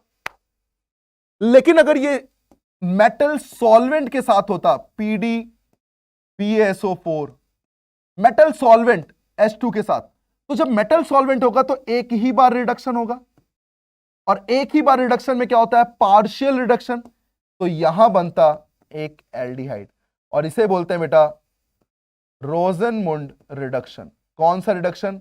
रोजनमुंड रिडक्शन। ये बहुत इंपॉर्टेंट नाम है, तो एक नाम ध्यान रखिएगा कि कभी भी अगर मेटल के साथ सॉल्वेंट हो तो पार्शियल रिडक्शन, और मेटल के साथ सिर्फ हाइड्रोजन के साथ मेटल है, कोई मेटल सॉल्वेंट नहीं है, सॉल्वेंट नहीं है, सॉल्वेंट पे क्या होता है? हाइड्रोजन का अट्रैक्शन बढ़ जाता है, तो फिर हाइड्रोजन को रिमूव करना टफ है, और जब रिमूव ही नहीं होगा तो ऐड कहां से करोगे? लेकिन सिर्फ अगर मेटल सरफेस पे है, कोई सॉल्वेंट नहीं है, जितने हाइड्रोजन चाहिए आप उतने ऐड करो, और फाइनली किस में चेंज होता है? एक अल्कोहल में। तो ये खास बात है किसकी? मेटल और मेटल सॉल्वेंट की। ये देखिए सेम वही कॉन्सेप्ट है, यही कहानी मैं आपसे बता रहा था। अब करते हैं एक नया क्वेश्चन, चलिए फटाफट क्वेश्चन लग जाइए। क्या ये H2Ni क्या मेटल के साथ कोई सॉल्वेंट दिख रहा है? नहीं। तो सिंपल है, पूरा पूरा रिडक्शन करो। कीटोन किस में चेंज हो जाएगा बताओ जरा? अल्कोहल में। एसिड हैलाइड किस में चेंज होगा? अल्कोहल में। CN किस में चेंज होगा? CH2NH2 में। तो अगर मैं P1 यही बना दूं तो P1 बनता बेटा, ध्यान से देखिएगा, ये OH, ये फाइनली क्या बनता? OH। अच्छा Cl तो जा चुका है, CH2H में बनता, और ये बनता CH2NH2। फुल्ली रिडक्शन किया है बेटा, और साथ में HCl बन जाता। अच्छा P2 एग्जैक्टली यही बनता, क्योंकि ये भी क्या है? मेटल सॉल्वेंट नहीं, सिर्फ मेटल है, तो P1 और P2 तो सेम आते। अच्छा P3 क्या है? सोडियम के साथ C2H5। अच्छा ये तो मेटल रिडक्शन है, ये तो फुल्ली करता ही है, और ये LiAlH4 क्या ये भी पूरा पूरा रिडक्शन करता है? अरे मेरे भाई P1 P2 P3 P4 सब यही बनेंगे, क्योंकि सब में फुल्ली रिडक्शन है। इसका मतलब क्या सब रिड्यूस होंगे, और एग्जैक्टली यही आंसर बनना चाहिए था सभी केसेस में। अगर मान लो यहां मेटल सॉल्वेंट होता तो फिर ये CHO में चेंज होता, बाकी सब किस में चेंज आते? अल्कोहल में। तो आपको ये क्लियर हो चुका है किस तरीके से रिएक्शन हो रही है। नेक्स्ट आता है, नेक्स्ट रिडक्शन है क्लीमेंशन रिडक्शन। क्या है नाम इसका? क्लीमेंशन रिडक्शन। बहुत इंपॉर्टेंट है, दो आते हैं इसमें, एक आता है क्लीमेंशन, एक आता है वुल्फ-किस्नर। एक आता है क्लीमेंशन रिडक्शन, एक आता है वुल्फ-किस्नर रिडक्शन। क्लीमेंशन क्या करता है जरा ध्यान से सुनिएगा बेटा, क्योंकि मेटल है और मेटल हमेशा इलेक्ट्रॉन डोनेट करता है और साथ में HCl है। ये क्या करता है? ये किसी भी कीटोन को पूरा पूरा कार्बोनिल हटाता है और CH2 में चेंज करता है, मतलब CO group converted into CH2। ये है खास बात। अब किस तरीके से मैकेनिज्म होती है ये मैं आपको समझा देता हूं, समझिएगा जरा मैकेनिज्म कैसे हुई होगी। अगर मैं यहां कीटोन की बात करूं तो कीटोन पे जिंक का इलेक्ट्रॉन अटैक करना चाहिए, जिंक +2 प्लस 2 इलेक्ट्रॉन में टूटता है। मान लो मैंने दोनों इलेक्ट्रॉन एक साथ दे दिए, तो C पे नेगेटिव O पे नेगेटिव दोनों इलेक्ट्रॉन गए। क्या दोनों एक्वस HCl, कहीं ना कहीं HCl एक एसिड दिया है, तो क्या दोनों H लेते तो क्या ये भी OH बनता और यहां C नेगेटिव ये भी H ले लेता, मतलब ये बनना चाहिए था या नहीं? आगे के रिएक्शन में क्या होता है? ये HCl के साथ फिर रिएक्शन करता है और फिर रिएक्शन करके वाटर रिलीज करता है बेटा। क्या रिलीज करता है? वाटर, और बनता है एक नेगेटिव, देखो पॉजिटिव, क्योंकि वाटर रिलीज होगा तो वैलेंसी फ्री होगी, और वैलेंसी फ्री होगी तो क्या बनेगा? पॉजिटिव। क्या मेरे पास 2 इलेक्ट्रॉन अभी भी हैं? तो अगर मैं 2 इलेक्ट्रॉन इसे दे दूं तो क्या वो नेगेटिव बन जाएगा और नेगेटिव तुरंत क्या ले लेगा? H। तो मुझे बताओ अगला प्रोसेस क्या होना चाहिए था? Zinc plus two electron. क्या ये 2 इलेक्ट्रॉन पूरे पूरे यहां जाते, ये बनाता इसको नेगेटिव, और नेगेटिव फिर क्या ले लेता? HCl से H, और ये फाइनली एक क्या बन जाता? CH2। मैं चाहता तो मैं Cl माइनस को भी यहां अटैक कर सकता था, मतलब मैं चाहता तो मैं एक प्रोडक्ट ये बना सकता था, one of the possible product ये बन सकता है। लेकिन अगर मैं चाहूं तो मैं पूरा पूरा रिड्यूस करके उसे क्या बना सकता हूं? एक एल्केन बना सकता हूं। मतलब अगर ये हैलाइड होता तो मैं हैलाइड को हटाकर भी H ला सकता हूं, क्योंकि इलेक्ट्रॉन अटैक करता, रेडिकल बनाता, एक और इलेक्ट्रॉन लेता, नेगेटिव बनाता, नेगेटिव H ले लेता, और रेडिकल जैसे बना था Cl तो निकल ही जाना है क्योंकि न्यूक्लियोफिलिक अटैक था वो। तो मुझे बताओ क्लीमेंशन रिडक्शन में सबसे पहले क्या किया तुमने? जिंक यूज किया, तभी तो जिंक लिया गया है। और जिंक के साथ H क्यों लिया है? जब भी रेडिकल की रिएक्शन होती है ना, तुम हमेशा क्या लेते हो? तुम हमेशा उसके साथ H लेते हो, क्योंकि फिर वो O नेगेटिव H लेगा कहां से? C नेगेटिव H लेगा कहां से? एसिड से। इसीलिए क्या देना पड़ता है? एसिड। तो कभी भी कोई रिएक्शन हो, सिंपल एकदम क्या करना होता है? एकदम सिंपल है बेटा, एकदम सिंपल। आप क्या करो, ये कार्बोनिल है, सीधे क्या करना है? CH2 में चेंज कर देना है। लेकिन रिएक्शन कौन सी होनी चाहिए? Zinc amalgam plus HCl। Reaction का नाम क्या है? क्लीमेंशन रिडक्शन। ध्यान रखना है बेटा, ध्यान रखना है। चलिए आगे बढ़ते हैं। नेक्स्ट आता है वुल-किस्नर रिडक्शन। वुल-किस्नर रिडक्शन क्या होता है? बेस के प्रेजेंस में होता है। किसके प्रेजेंस में होता है? बेस के। और जिंक अमलगम HCl मतलब किसके प्रेजेंस में था? ध्यान से देखो, एसिड के प्रेजेंस में। मतलब एसिड के प्रेजेंस में कौन सी होती है? क्लीमेंशन। और बेस के प्रेजेंस में कौन सी होती है? वुल-किस्नर। दोनों का काम एकदम एक जैसा है। अगर कीटोन से रिएक्शन हो रही है ना, hydrogen in the presence of base,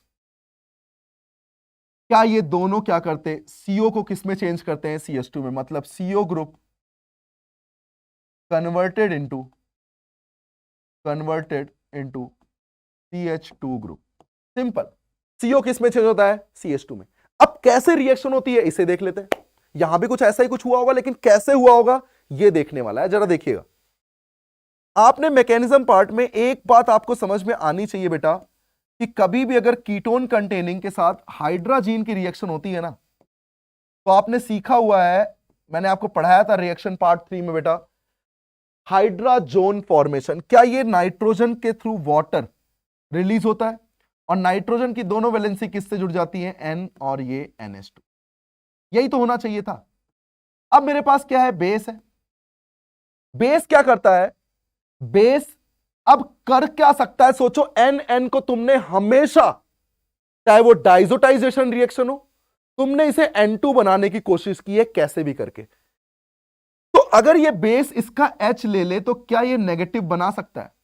और जैसे ही नेगेटिव बनाएगा तो क्या N पे नेगेटिव डीलोकलाइज करेगा और यहां नेगेटिव आ सकता है। मतलब क्या ये नेगेटिव, ये N डबल बॉन्ड N, और एक H अभी भी बचेगा क्योंकि एक H तो अभी भी है, और ये नेगेटिव वाटर से क्या ले लेगा?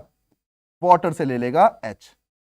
मतलब क्या बनना चाहिए था इसके पास? कुछ इस तरीके से। अब N डबल बॉन्ड NH आ गया। चलो N2 तक पहुंच रहे हो आप, आपने डबल बॉन्ड तो बना दिया।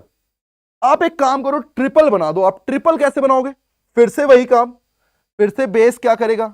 H लेगा, और फिर से जब बेस H लेगा तो फिर से नेगेटिव आएगा, फिर से नेगेटिव डीलोकलाइज करेगा, और अब पूरी तरीके से क्या करेगा? इसको तोड़ देगा। तो क्या अब ये नेगेटिव बनना चाहिए, और ये नेगेटिव फिर क्या ले लेता? H। और जैसे ही H लेगा, मुझे बताओ क्या बन चुका है? एक प्रोपेन। मतलब तुमने किस तरीके से एक कीटोन को एक एल्केन में चेंज किया है with the help of hydrogen in the presence of base. Simple structure था, सिंपल। आपने एक बार हाइड्रोजन बनाया, अब आपका एक ही काम है, N2 रिलीज कर दो, और N2 रिलीज करोगे आप आराम से रिएक्शन में फिर क्या पा जाओगे? एक प्रोपेन। तो ये कौन सी रिएक्शन थी? वुल-किस्नर रिडक्शन। चलिए दोनों क्वेश्चन करते हैं फटाफट। ये है क्वेश्चन बेटा, ध्यान से देखिए जरा। क्या आपको दिख रहा है? पहला है क्लेमेंशन रिडक्शन, दूसरा है वुल्फ-किस्नर रिडक्शन। अब ये फंस रहा है ये सीएल कि ऐसा क्या होना चाहिए था। यहां पे मैंने आपको एक प्रोडक्ट बताया था बीच में सीएल बनना।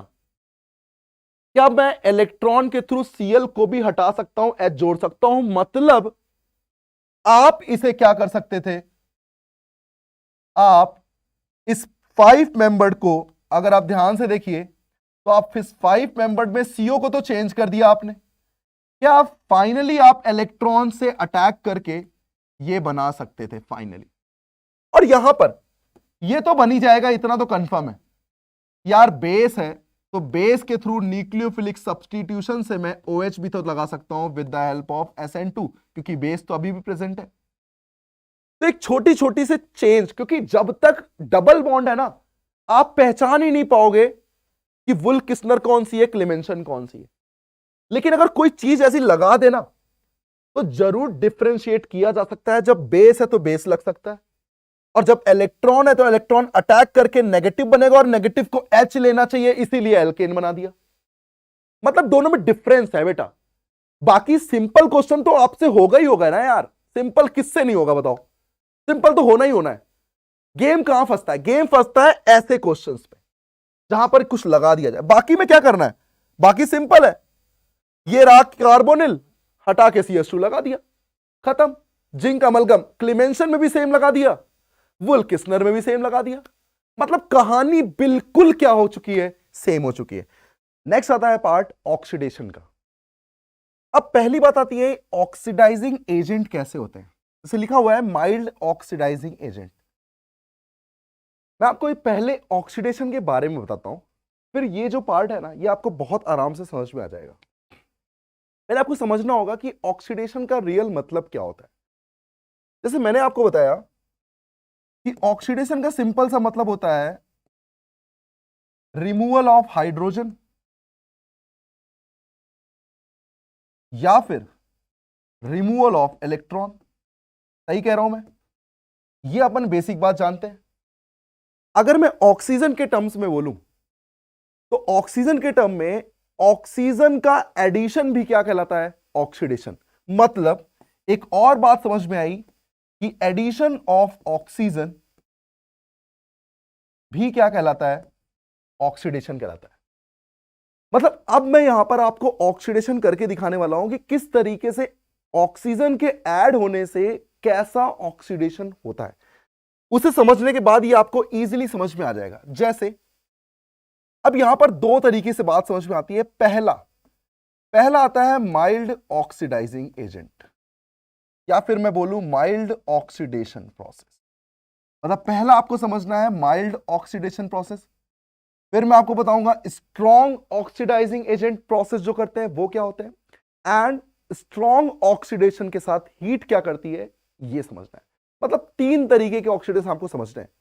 फिर मैं आपको तीनों तरीकों के नाम बता दूंगा और आपको बिल्कुल क्लियर हो जाएगा क्या करना है। बिल्कुल आराम से क्लियर होने वाला है। तो बात समझिए, पहला जो प्रोसेस है that is mild oxidation process. Mild oxidation process क्या करता है? ये सिर्फ एक ही बार ऑक्सीडाइज करता है, ओनली वन टाइम।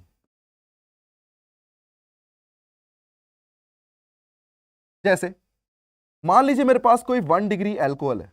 क्या है मेरे पास? 1 डिग्री एल्कोहल। अगर मैं 1 डिग्री एल्कोहल को ऑक्सीडाइज करूं तो क्या ऑक्सीडेशन का सिंपल सा मतलब है बेटा, functional group containing OH carbon के अगर आप H को रिप्लेस कर दो OH से। किससे रिप्लेस करना है? H को OH से। तो अगर आप इसे रिप्लेस करते हो तो क्या कहीं ना कहीं 2 OH आएंगे, और 2 OH से रिलीज क्या होता है? वाटर। और वाटर रिलीज होते ही आप क्या बना दोगे? वाटर रिलीज होते ही आप बना दोगे कार्बोनिल कंपाउंड, जो कि बनेगा CHO। ये तो गई 1 डिग्री की बात। मतलब एक ही बार ऑक्सीडेशन किया आपने, दोबारा ऑक्सीडेशन नहीं किया, एक ही बार ऑक्सीडेशन किया है। इसे कहते हैं माइल्ड ऑक्सीडेशन। क्या कहते हैं? Mild oxidation. मतलब एल्कोहल को किसमें चेंज कर देगा? C डबल बॉन्ड O में। अगर मान लीजिए ये 2 डिग्री एल्कोहल होता तो भाई 2 डिग्री एल्कोहल है, 2 डिग्री एल्कोहल के पास भी H होता है, ऑक्सीडेशन का सिंबल है नेसेंट ऑक्सीजन। तो कहीं ना कहीं किसे रिप्लेस करना है, H को OH के साथ रिप्लेस कर देना है। मतलब क्या अब कहीं ना कहीं सेम कार्बन पे 2 OH, क्या वाटर रिलीज होंगे? और वाटर अगर रिलीज होगा इसका मतलब क्या यहां पर कीटोन बनना चाहिए? क्या बनना चाहिए? एक कीटोन बनना चाहिए। तो ये समझ में आया कि एल्डिहाइड कब बनेगा? 1 डिग्री अल्कोहल है, एल्डिहाइड बन जाएगा। 2 डिग्री अल्कोहल है, कीटोन बन जाएगा। अगर मैं 3 डिग्री अल्कोहल की बात करूं तो बेटा 3 डिग्री अल्कोहल के पास तो H ही नहीं है, और जब हाइड्रोजन ही प्रेजेंट नहीं है तो क्या ऑक्सीडेशन होगा? नहीं होगा। तो आपको माइल्ड ऑक्सीडेशन मेरे ख्याल से पूरा समझ में आ गया होगा कि पहला प्रोसेस क्या है, माइल्ड ऑक्सीडेशन। जरा इसके दूसरे प्रोसेस को समझिएगा। दूसरा प्रोसेस आता है माइल्ड ऑक्सीडाइजिंग के बाद strong oxidising agent. Strong oxidising agent या स्ट्रॉन्ग ऑक्सीडाइजिंग के साथ मैं लिख सकता था स्ट्रॉन्ग ऑक्सीडेशन प्रोसेस, क्योंकि अभी हम सिर्फ और सिर्फ प्रोसेस को समझ रहे हैं। एक बार प्रोसेस समझ लिया ना तो फिर वो एजेंट एक जैसा काम ही करने वाले हैं। तो अगर मैं ऑक्सीडेशन प्रोसेस को बोलूं और स्ट्रॉन्ग ऑक्सीडेशन प्रोसेस को बोलूं तो ये क्या करते हैं? फुल्ली रिडक्शन करते हैं। मतलब फुल्ली ऑक्सीडेशन मतलब जहां तक वो ऑक्सीडाइज हो सकता है ना वहां तक उसे वो ऑक्सीडाइज करते हैं। मतलब अब फंक्शनल ग्रुप कंटेनिंग कार्बन पे जितने H होंगे अब वो सारे H OH में कन्वर्ट हो जाएंगे। जैसे मान लीजिए मेरे पास 1 डिग्री अल्कोहल होता और मैं यहां पर स्ट्रॉन्ग ऑक्सीडाइजिंग एजेंट यूज कर रहा हूं, तो क्या इसके दोनों H कहीं ना कहीं किससे रिप्लेस हो जाते? OH के साथ।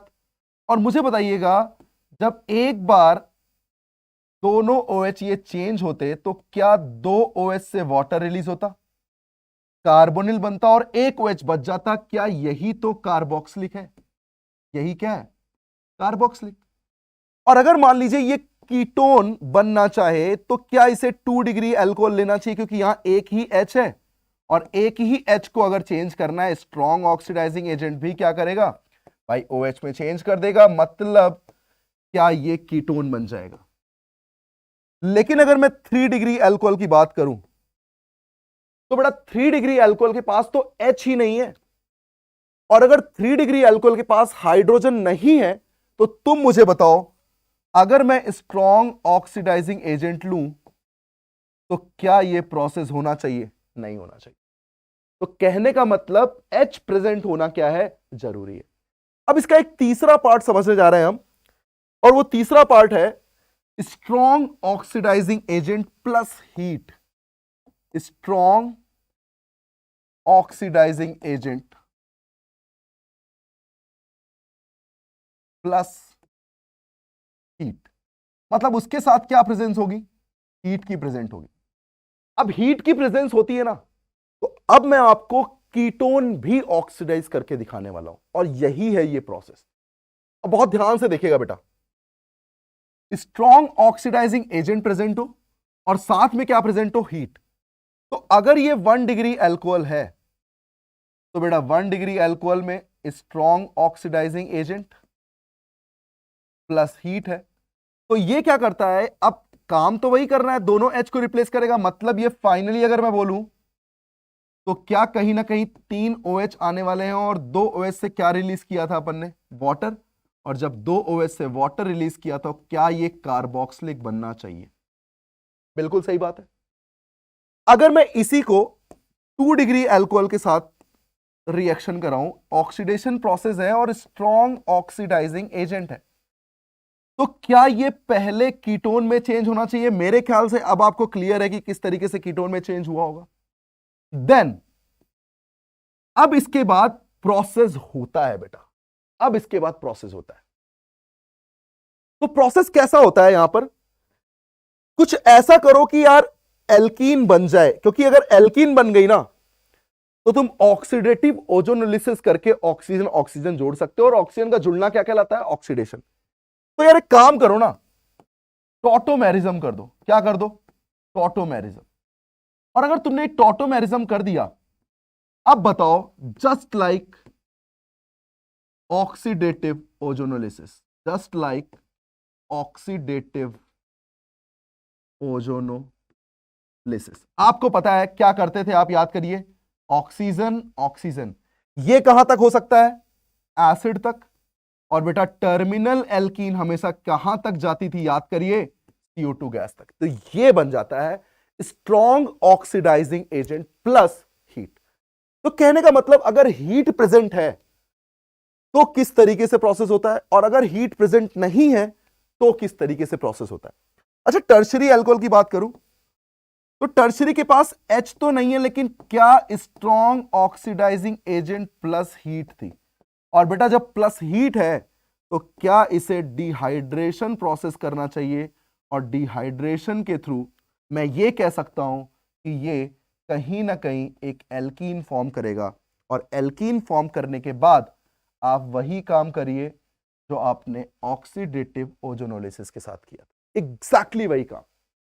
तो क्या सब कुछ एक जैसा हो गया कि आपने बिल्कुल वही एल्कीन बना दी, और एल्कीन के बाद क्या कर दिया, एल्कीन के बाद कुछ भी नहीं, जस्ट लाइक ऑक्सीडेटिव ओजोनोलिसिस। अब मैं आपको बताने जा रहा हूं कि ये स्ट्रॉन्ग ऑक्सीडाइजिंग एजेंट कौन से होते हैं और माइल्ड ऑक्सीडाइजिंग एजेंट कौन से होते हैं। माइल्ड ऑक्सीडाइजिंग और स्ट्रॉन्ग ऑक्सीडाइजिंग, अगर आपको ये पता लग जाए तो अब प्रोसेस तो आप जान ही चुके, प्रोसेस आपको पता ही है, और आप डायरेक्टली सारे प्रोसेस के साथ साथ ऑक्सीडेशन का काम कर सकते हैं। माइल्ड की एक सबसे बड़ी पहचान बताता हूं आपको, माइल्ड की सबसे बड़ी पहचान है क्रोमियम, क्रोमेट, सबसे बड़ी पहचान है।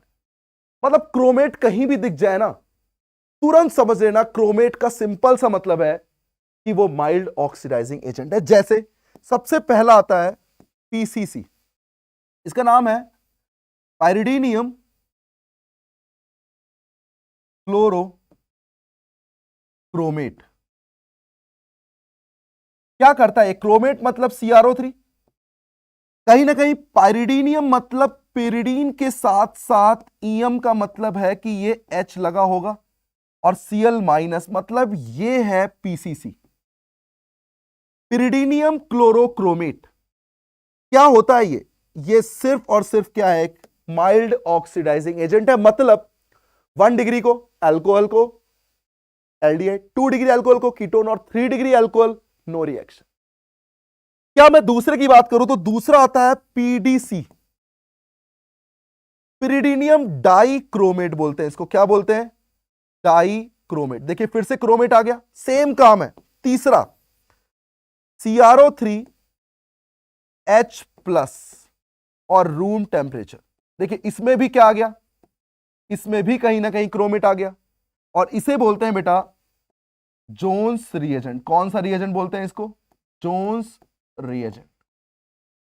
तो ध्यान रखना एक बात कि अगर मेरे पास क्रोमेट नाम की चीज आ जाए तो PCC, PDC, CrO3 ये सब क्या हो गए, माइल्ड। तो अब याद रखना बिल्कुल इजी हो गया। और चौथा जो इंपॉर्टेंट पार्ट है that is MnO2। MnO2 important इसलिए है बेटा कि ये सिर्फ और सिर्फ एलाइलिक या फिर बेंजाइलिक अल्कोहल को ही ऑक्सीडाइज करता है, सिर्फ और सिर्फ बेंजाइलिक और एलाइलिक। जैसे मैं बात करूं OH और इस तरीके से OH की, ठीक है, और मैंने रिएक्शन की PCC के साथ, तो PCC तो सिंपल है, क्या करेगा, इसे भी डबल बॉन्ड O में कन्वर्ट कर दिया, इसे भी डबल बॉन्ड O में कन्वर्ट कर दिया। मान लो मैं PDC करता, एग्जैक्टली सेम काम। मान लो मैं यहां पर CrO3 H plus room temperature Jones reagent, क्या ये भी एग्जैक्टली सेम प्रोडक्ट बनाते।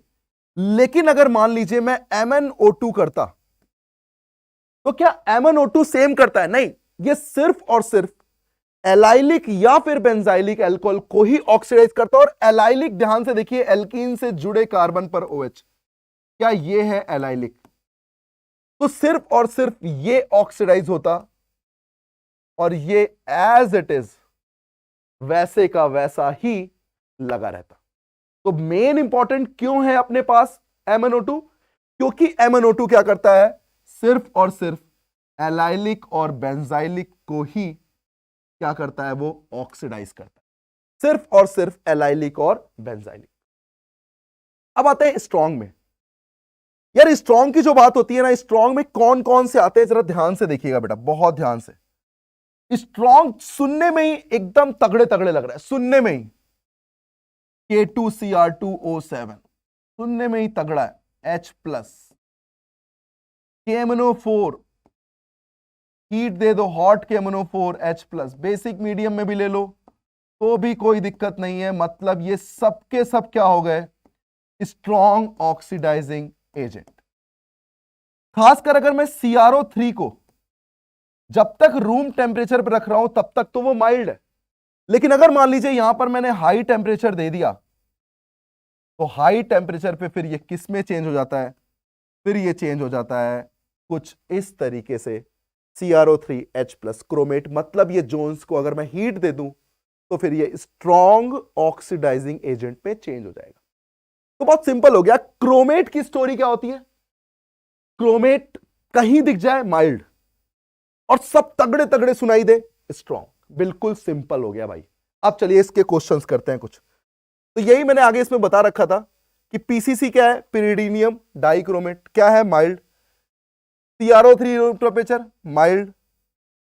MnO2 किसके लिए था, फॉर एलाइलिक और बेंजाइलिक। और अब करते हैं क्वेश्चन, फिर आगे बढ़ते हैं, फिर स्ट्रॉन्ग में आ जाएंगे, स्ट्रॉन्ग के क्वेश्चन करेंगे। जरा बताइए पीसीसी सबको ऑक्सीडाइज करेगा, इसे भी और इसे भी। अगर मैं बात करूं पीडीसी सेम काम है, CrO3 सेम काम है, मतलब ये बिल्कुल सेम स्ट्रक्चर आ गए और वो क्या बनने चाहिए थे, सबके सब ऑक्सीडाइज। कहने का मतलब ये भी और ये भी। लेकिन MnO2 क्या सिर्फ और सिर्फ एलाइलिक और बेंजाइलिक को ही ऑक्सीडाइज करता है, और बेटा एलाइलिक ये भी है और ये भी है। क्या ये ऑक्सीडाइज होगा, नहीं। इसका मतलब जो P4 बनना चाहिए वो P4 एल्कीन के साथ ये कीटोन और ये कीटोन लगना चाहिए, और ये एग्जैक्टली वैसे का वैसा ही क्या हो जाएगा, बनाना जाएगा। तो आपको मेरे ख्याल से ये बिल्कुल समझ में आ गया क्या काम करते हैं। ये आप घर पे करेंगे बेटा। क्या ये ऑक्सीडाइज होगा MnO2 के साथ, ये नहीं होगा। PCC PDC CrO3 room temperature Jones reagent, ये तो दोनों को ऑक्सीडाइज करेंगे। सिर्फ MnO2 किसको करेगा, इसको। तो क्या आप ध्यान रख सकते हैं कि किस तरीके से यहां पर रिएक्शंस कर रहे हैं। चलिए स्ट्रॉन्ग की बात करें तो ऑक्सीडेशन में आपको मैंने बताया, स्ट्रॉन्ग ऑक्सीडेशन में क्या है, सब तगड़े तगड़े देखो आप।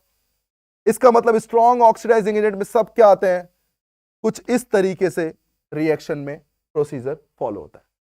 अब मैं क्वेश्चन करके दिखाता हूं जिसमें आपको ये क्लियर समझ में आया कि किस तरीके से क्वेश्चन सॉल्व करते हैं। मान लीजिए मेरे पास कुछ इस तरीके से OH होता, ठीक, और मैंने क्या किया, K2Cr2O7 H प्लस और हीट। क्या ये स्ट्रॉन्ग ऑक्सीडाइजिंग एजेंट है? तो बताओ ये कहां तक ऑक्सीडाइज हो सकता था, कार्बोक्सिलिक तक, क्योंकि 2 H चेंज होते। तो मुझे बताओ क्या ये कार्बोक्सिलिक तक चेंज होता है? यहां तक मेरे ख्याल से दिक्कत ही नहीं है। मान लो ये होता तो मैंने आपको बताया था हॉट KMnO4 तगड़े तगड़े दिख रहे हैं, मतलब कहीं ना कहीं क्या है, स्ट्रॉन्ग ऑक्सीडाइजिंग एजेंट है। तो मुझे बताओ क्या ये पहले कीटोन बनता?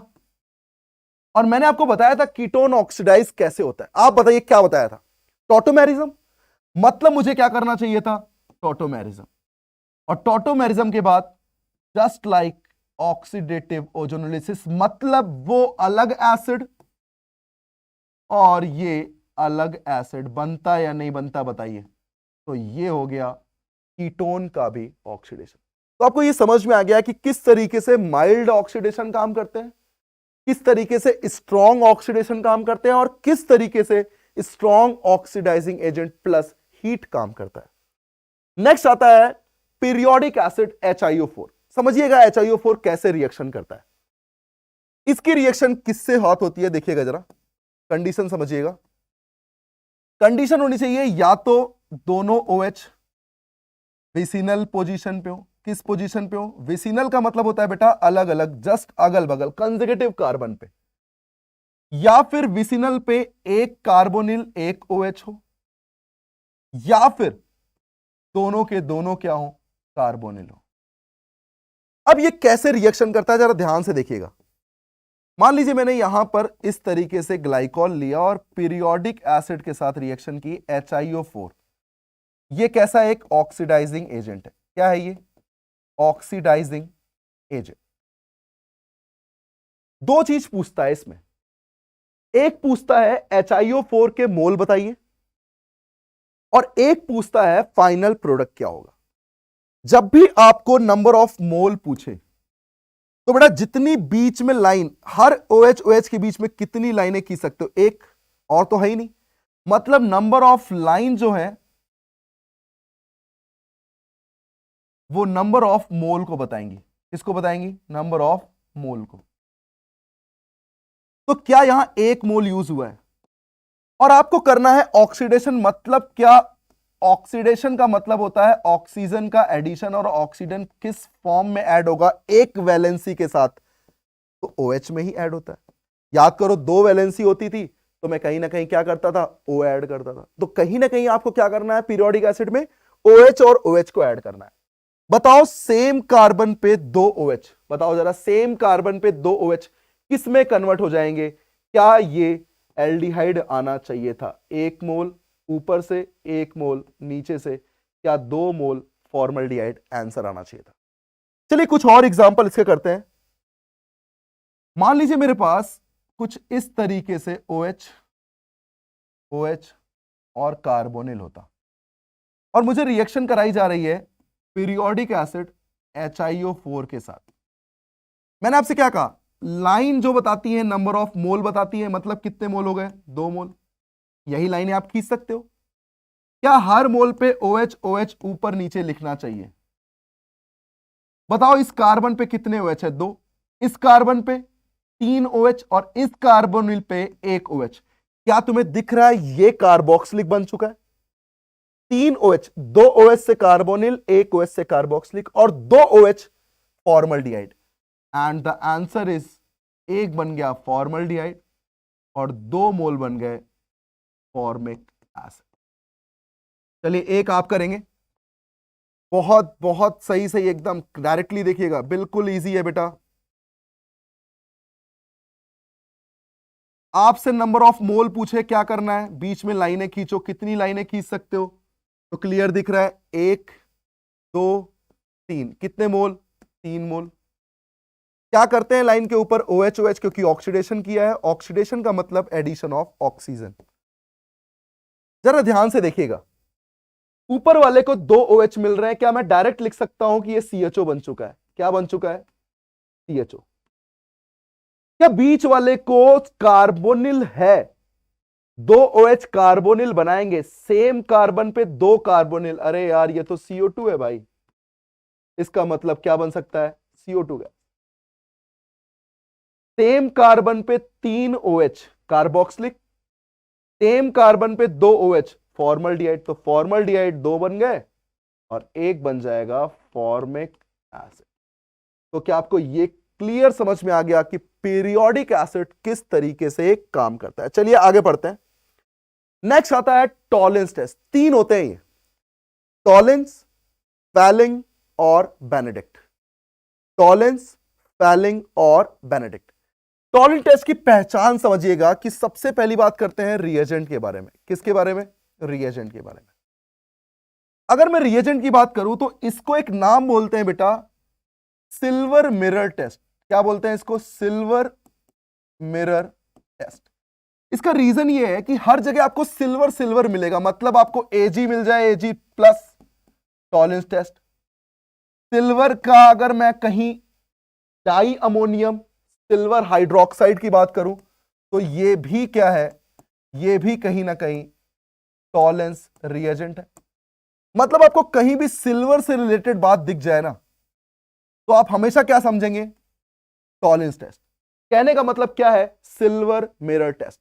यहां जो पीपीटी फॉर्म होती है ना, वो भी Ag2O फॉर्म होती है। कौन सी पीपीटी फॉर्म होती है? Ag2O। तो सब कुछ याद रखना इजी हो गया, एक नाम से, सिर्फ एक नाम से, एंड दैट इज सिल्वर। अब ये करता क्या है? ये करता है ऑक्सीडाइज बेटा, नॉर्मल ऑक्सीडेशन की बात कर रहा हूं। अब मैं आपको एक बात बताता हूं, याद रखना इजी होगा।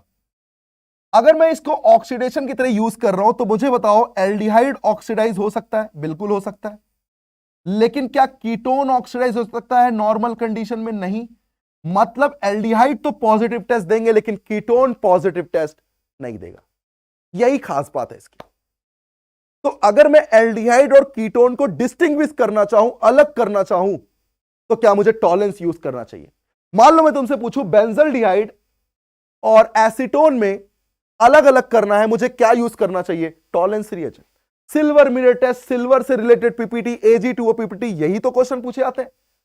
अब कंडीशन ध्यान रखिएगा, टर्मिनल एल्काइन पॉजिटिव टेस्ट देता है, टर्मिनल एल्काइन, क्योंकि सिल्वर के साथ क्या होता है, कहीं ना कहीं terminal alkyne acidic H containing होता है, इसलिए टर्मिनल एल्काइन ये टेस्ट देता है।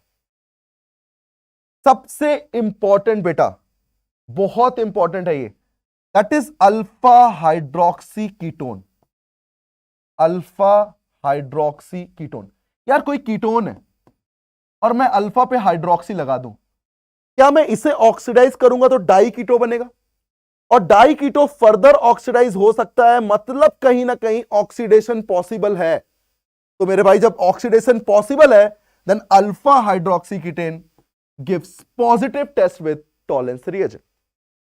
एक लौता acid that is formic acid, एक लौता एसिड क्या है वो?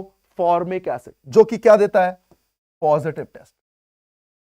बहुत इंपॉर्टेंट, हेमी एसिटल बॉन्ड, बहुत ज्यादा इंपॉर्टेंट बेटा। हेमी एसिटल क्या होता है? हेमी एसिटल सेम कार्बन पे एक OH एक OR, क्या देंगे?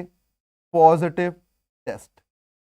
लेकिन अगर मान लीजिए एसिटल की बात आ जाए, तो क्या सेम कार्बन पे 2 OR को एसिटल बोलते हैं और ये बेटा कीटोन बना देगा? ये कभी भी पॉजिटिव टेस्ट नहीं देगा। तो कौन कौन से देते हैं? फॉर्मिक एसिड एक लौता, aldehyde, terminal alkyne, alpha hydroxy ketone और हेमी एसिटल। कभी मत भूलना हेमी एसिटल के बारे में। तो ये है टॉलेंस टेस्ट। अब समझते हैं दोनों को, फैलिंग और बेनेडिक्ट। फैलिंग टेस्ट क्या होता है, मैं इसको साथ बता देता हूं आपको, जिससे फैलिंग और बेनेडिक्ट आपको हमेशा याद रहेगा। फैलिंग और बेनेडिक्ट टेस्ट बिल्कुल क्या थे? एक जैसे ही हैं, ये टॉलेंस के साथ ही प्रोड्यूस हुए थे कहीं ना कहीं। तो होता क्या है, यहां हम एक सॉल्वेंट सेम लेते हैं CuSO4, क्योंकि यहां पर 2 सॉल्यूशन लिए जाएंगे, एक सॉल्यूशन A और सॉल्यूशन B, जिसमें से एक सॉल्यूशन सेम है बेटा। सॉल्यूशन A की बात करूं ना, तो ये भी CuSO4 है, ये भी CuSO4 है। लेकिन सॉल्यूशन B की बात करूं तो फैलिंग टेस्ट में जो सॉल्यूशन आता है वो आता है कहीं ना कहीं, इसे बोलते हैं सोडियम पोटेशियम टार्टरेट। टार्टरेट होता है, बीच में OH OH आते हैं, इसको बोलते हैं टार्टरेट, टार्टरिक एसिड। तो ये लेकिन सॉल्ट है किसका? Sodium potassium tartrate. ये एक बहानी कहीं ना कहीं फंसती है, और इसका एक नाम है रोशेल सॉल्ट। क्या नाम है इसका? Rochelle salt. ये नाम बड़ा फेमस है। तो बताओ सॉल्यूशन ए क्या है? CuSO4, और सॉल्यूशन बी क्या है? Rochelle salt. लेकिन अगर मैं बेनेडिक्ट की बात करूं तो CuSO4 के साथ जो दूसरा सॉल्यूशन आता है, and that is citric acid, that is citric acid. तो बताओ सॉल्यूशन बी चेंज है? यहां सॉल्यूशन बी चेंज है, एक में आता है रोशेल सॉल्ट, एक में आता है सिट्रिक एसिड। यही इंफॉर्मेशन पूछी जाती है बेटा।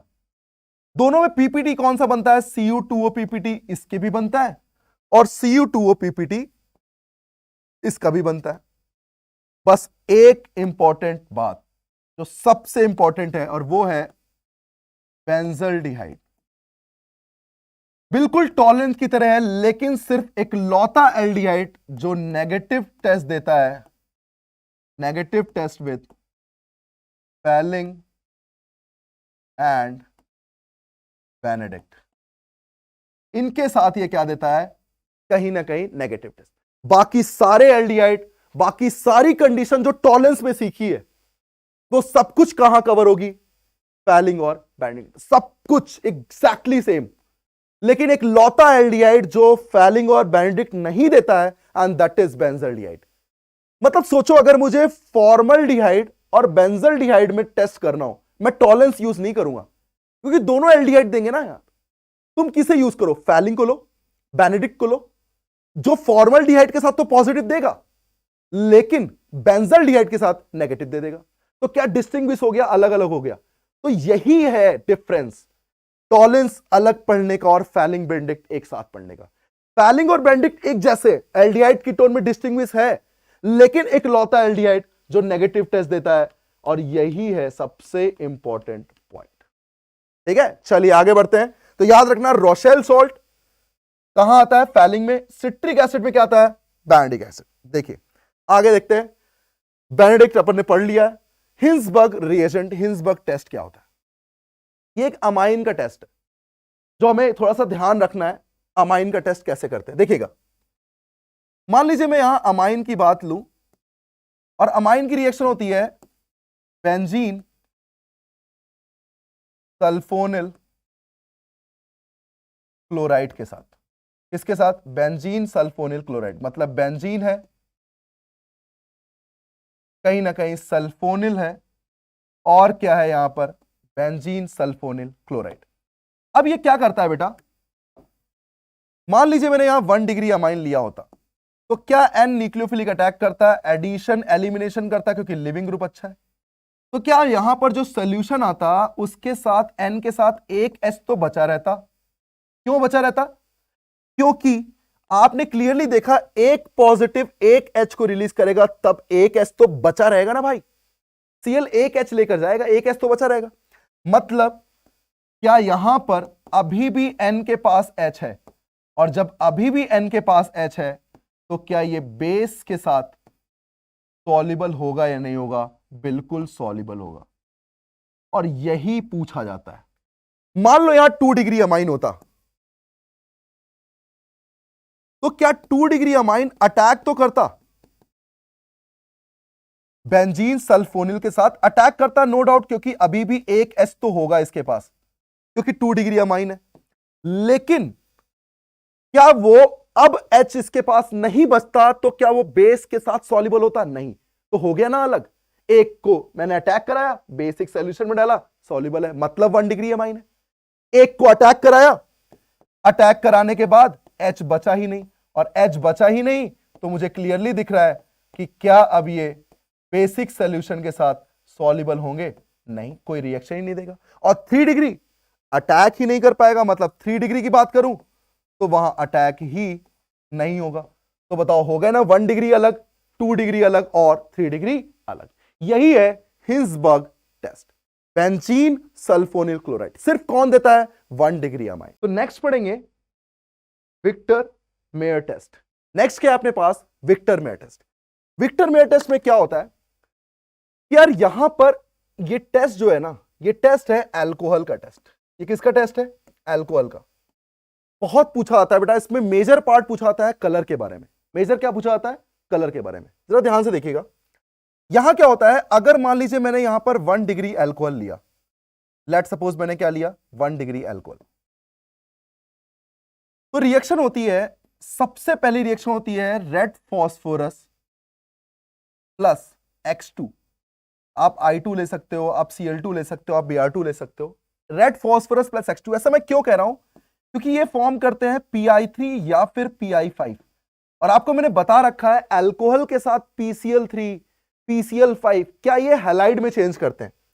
तो जस्ट पहला स्टेप होता है इसका एल्काइल हैलाइड में चेंज होना, एंड सेकेंड स्टेप में यूज करते हैं AgNO2। अब आपको याद करना होगा AgCN, KCN, KNO2, AgNO2, क्या ये NO2 आता था सब्स्टिट्यूशन में? और सब्स्टिट्यूशन में क्या ये बनाएगा? RCH2NO2। पहले स्टेप में होती है रेड फॉस्फोरस प्लस I2, दूसरे स्टेप में होती है AgNO2, और तीसरे स्टेप में बेटा बेस के साथ रिएक्शन होती है, एंड दैट इज HNO2। क्या बोलते हैं इसको? HNO2। अब बेस क्या करेगा? आप सोचो बेस क्या करना चाहिए था?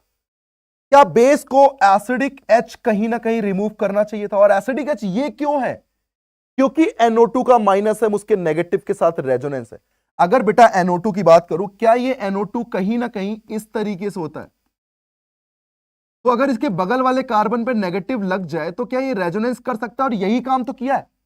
मतलब क्या यहां नेगेटिव आ जाएगा और NO2 ऐसे लग जाएगा। अब ये नेगेटिव क्या करना चाहिए था? क्या ये वाटर रिलीज हुआ है, NO को ऐड करना चाहिए था? मतलब अगले स्टेप में C के साथ क्या ऐड हो जाएगा? N डबल बॉन्ड O, और यहां H अभी भी है। सोचो अगर ये टॉटोमेरिज्म कर ले तो क्या टॉटोमेरिज्म के साथ कहीं ना कहीं ये NOH और ये NO2 इस तरीके से बना सकता है? और अगर बेस के साथ मैं सॉल्यूशन करूं तो क्या ये बेस के साथ रिएक्शन देगा? क्योंकि एसिडिक H है। एसिडिक H यहां से भी मैं देख सकता था कि एसिडिक H यहां भी था। तो क्या 1 डिग्री अल्कोहल ने पूरी पूरी रिएक्शन दी और जो कलर आता है that is red colour, that is red colour. अब सोचो 2 डिग्री में क्या होता? एक H कम होता, सेम यहां तक सेम जाता, और लास्ट में यहां पर वो H एक नहीं बचता। बस क्या यही होना चाहिए था? तो टॉटोमर नहीं हो पाता, बाकी सारे काम सेम होते, और बाकी सारे काम सेम होते तो मुझे बताओ उसका जो कलर आता है बेटा 2 डिग्री का, एंड 2 डिग्री का जो कलर है बेटा वो आता है ब्लू। वो क्या आता है? ब्लू। और 3 डिग्री का जो कलर होता है, क्योंकि 3 डिग्री के पास H नहीं होगा तो H नहीं होगा, तो क्या ये रिएक्शन इसके बाद जा पाती? और जब इसके पास जा ही नहीं पाती, वो H ही नहीं होता, तो रिएक्शन आगे होती नहीं, तो कोई कलर नहीं आता। इसीलिए 3 डिग्री के साथ क्या होता है? ये एक मामला कलरलेस हो जाता है। कौन सा? कलरलेस। इसीलिए इसको बोलते हैं RBC टेस्ट। क्या बोलते हैं? RBC, red blue colourless, for 1 degree 2 degree and 3 degree. क्या आपको यह याद रहेगा अब हमेशा? क्या ये 1 डिग्री नाइट्रो के लिए भी सेम कहानी हो गई? 2 डिग्री नाइट्रो के लिए भी सेम कहानी हो गई। मतलब ये अल्कोहल का भी टेस्ट है, ये नाइट्रो का भी टेस्ट है, इवन एल्काइल हैलाइड का भी टेस्ट है। तो जरूरी नहीं आपको अल्कोहल ही वेक्टर में टेस्ट देता, नहीं, अल्कोहल के साथ साथ नाइट्रो एल्केन, क्योंकि नाइट्रो भी तो बन रहा है। क्योंकि तुमने कितने 4 तो प्रोसेस देखे। पहली रिएक्शन तुमने की थी PCl3 या PI3 के साथ, फिर तुमने क्या किया? AgNO2 के साथ, फिर तुमने क्या किया? लास्ट में टॉटोमर करके बेस के साथ रिएक्शन करा दी। क्या यही तो किया था? और यही प्रोसेस 1 डिग्री तीनों के साथ दे रहा था, तो पूरा पूरा रेड कलर आ गया। 2 डिग्री में भी यहां तक रिएक्शन गई थी, लेकिन 3 डिग्री में सिर्फ यहीं तक रिएक्शन गई थी। इसीलिए 3 डिग्री क्या देता है? व्हाइट कलर या फिर कलरलेस। आप देख सकते हो RBW भी हो सकता है, ठीक है? तो वहां व्हाइट का ऑप्शन है, तो भी आप ध्यान रखना कलरलेस क्या है? व्हाइट ही है। चलिए, आपने टेस्ट के बारे में पूरा समझ लिया। अब करते हैं क्वेश्चंस। फटाफट क्वेश्चन सॉल्व करते हैं और यहां पर इस लेक्चर को फिर अपन एंड करेंगे। चलिए क्वेश्चन करते हैं। नीट 2022 में आया हुआ क्वेश्चन है बेटा, बिल्कुल सिंपल है। क्या ये हाई टेम्परेचर है? और हाई टेम्परेचर मतलब strong oxidising agent plus heat. मुझे बताओ क्या ये लिखा हुआ है RCH2 C double bond O CR? क्या मुझे टॉटोमर करना चाहिए? यही मैंने आपको सिखाया है। तो जैसे ही टॉटोमर करोगे, अब बताओ जस्ट लाइक ऑक्सीडेटिव ओजोनोलिसिस, क्या ये बन जाता RCOH और ये बन जाता RCCCOH? मतलब एक RCCOH बनता और एक बनता RCOH। कुछ भी नहीं किया, आप जरा ध्यान से देखिए, ये डी आंसर बिल्कुल सही आ जाता। इसी साल का क्वेश्चन है बढ़ाइए। चलिए आगे देखते हैं। नेक्स्ट है, कहता है product form the following reaction sequence. देखिए कहीं ना कहीं ये LiLH4 बीच में आ गया ना। मैंने आपसे कहा था ना, रिडक्शन और ऑक्सीडेशन के क्वेश्चन के कहीं ना कहीं बीच में आते, इनके बिना आप फाइनल प्रोडक्ट नहीं निकाल सकते बेटा। तो जरा देखिए यहां पर क्या मुझे दिख रहा है कि ये है एनहाइड्राइड, और बेटा नाइट्रोजन के पास लोन पेयर होता है और ये एनहाइड्राइड है। तो क्या नाइट्रोजन का लोन पेयर एडिशन एलिमिनेशन के साथ एसाइलेशन कर देना चाहिए था। मतलब क्या बेंजीन के साथ जो NH2 जुड़ा है, क्या ये NH2 के साथ COCH3 ऐड हो जाता। और अगली रिएक्शन है लिथियम एल्युमिनियम हाइड्राइड। बेटा बताओ, नाइट्रोजन कंटेनिंग के साथ क्या आपने हमेशा अमाइन बनाया है? तो जैसे ही अमाइन बनाओगे आप, तो ये N, C और C, आप मुझे बताइए क्या आंसर आना चाहिए था? ए ऑप्शन बिल्कुल सही हो जाता। चलिए आगे देखते हैं। NaBH4 बेटा सोडियम बोरोहाइड्राइड, एस्टर के साथ तो रिएक्शन ही नहीं करता, सिर्फ किसको रिड्यूस करेगा? कीटोन को। तो एस्टर एस्टर ही बना रहेगा और कीटोन अल्कोहल में चेंज हो जाएगा। Answer is B option. The reaction A in the below mentioned reaction is. अब बताइएगा, आपने कहीं ना कहीं मेटल सॉल्वेंट लिया है, क्या ये पार्शियल रिडक्शन करता है? अभी देखा था। और पार्शियल के साथ CHO तभी बनता है बेटा जब COCl कहीं ना कहीं पार्शियल रिडक्शन के साथ CHO फॉर्म कर दे। That reaction name is Rosenmund reaction. It means ये है बेंजोइल क्लोराइड। चलिए अगले ऑप्शन पे आते हैं, अगले क्वेश्चन पे आते हैं। अगला क्वेश्चन कहता है कि आपके पास है बेंजीन के साथ CN, रिडक्शन कराया गया है लिथियम एल्युमिनियम हाइड्राइड के साथ। बताइएगा क्या करता है? CH2NH2 अभी देखा था बेटा। And the second reaction is NaNO2HCl। बेटा डाइजोटाइजेशन याद करो, पॉजिटिव बनता था, वाटर अटैक करता था, और फाइनली क्या ये बेंजाइल अल्कोहल फॉर्म हो जाएगा? क्या फॉर्म हो जाएगा? Benzyl alcohol. और benzyl alcohol option A is the correct answer. अगला क्वेश्चन देखिए, Hinsberg reagent to produced alkali insoluble product. Base के साथ इनसॉल्युबल कौन होता है? क्या 1 डिग्री के पास H होगा लास्ट में? 2 डिग्री अटैक तो करता है लेकिन H खत्म हो जाता है तो सॉल्युबल नहीं होगा, और 3 डिग्री तो रिएक्शन ही नहीं करता। तो ये कह रहा है कि प्रोड्यूस तो कर रहा है लेकिन बेस के साथ सॉल्युबल नहीं है। क्या वो 2 डिग्री अमाइन आंसर होना चाहिए था? And the answer is a, क्योंकि नाइट्रोजन के साथ 2 कार्बन मतलब 2 डिग्री। बेटा ये 3 डिग्री है, ये 1 डिग्री है, और ये भी 1 डिग्री है। तो अगर वो सॉल्युबल कहता तो फिर आप ऑप्शन डी और सी दोनों कर सकते थे। अगर रिएक्शन ही नहीं होती तो बी ऑप्शन आता, और अगर रिएक्शन हो रही है और सॉल्युबल नहीं है, and the answer is a. चलिए आगे। तो इस तरीके से अपन ने पूरा रिडक्शन, पूरा ऑक्सीडेशन मस्त तरीके से समझ लिया। और बेटा मतलब मंजिल बहुत पास है बेटा, जोर लगा दो, बस जोर लगा दो, और फटाफट फटाफट पढ़ाई में इतने मजे आने चाहिए कि आप मतलब भूल जाओ सब कुछ कुछ दिनों के लिए। खूब पढ़ाई करो, जितनी कर सकते हो उतनी करो। चलिए फिर मिलते हैं नेक्स्ट टॉपिक में और अच्छे प्रैक्टिस के साथ और PYQs के साथ, और इसी तरीके से अपना संकल्प सिलेक्शन का। थैंक यू बच्चों।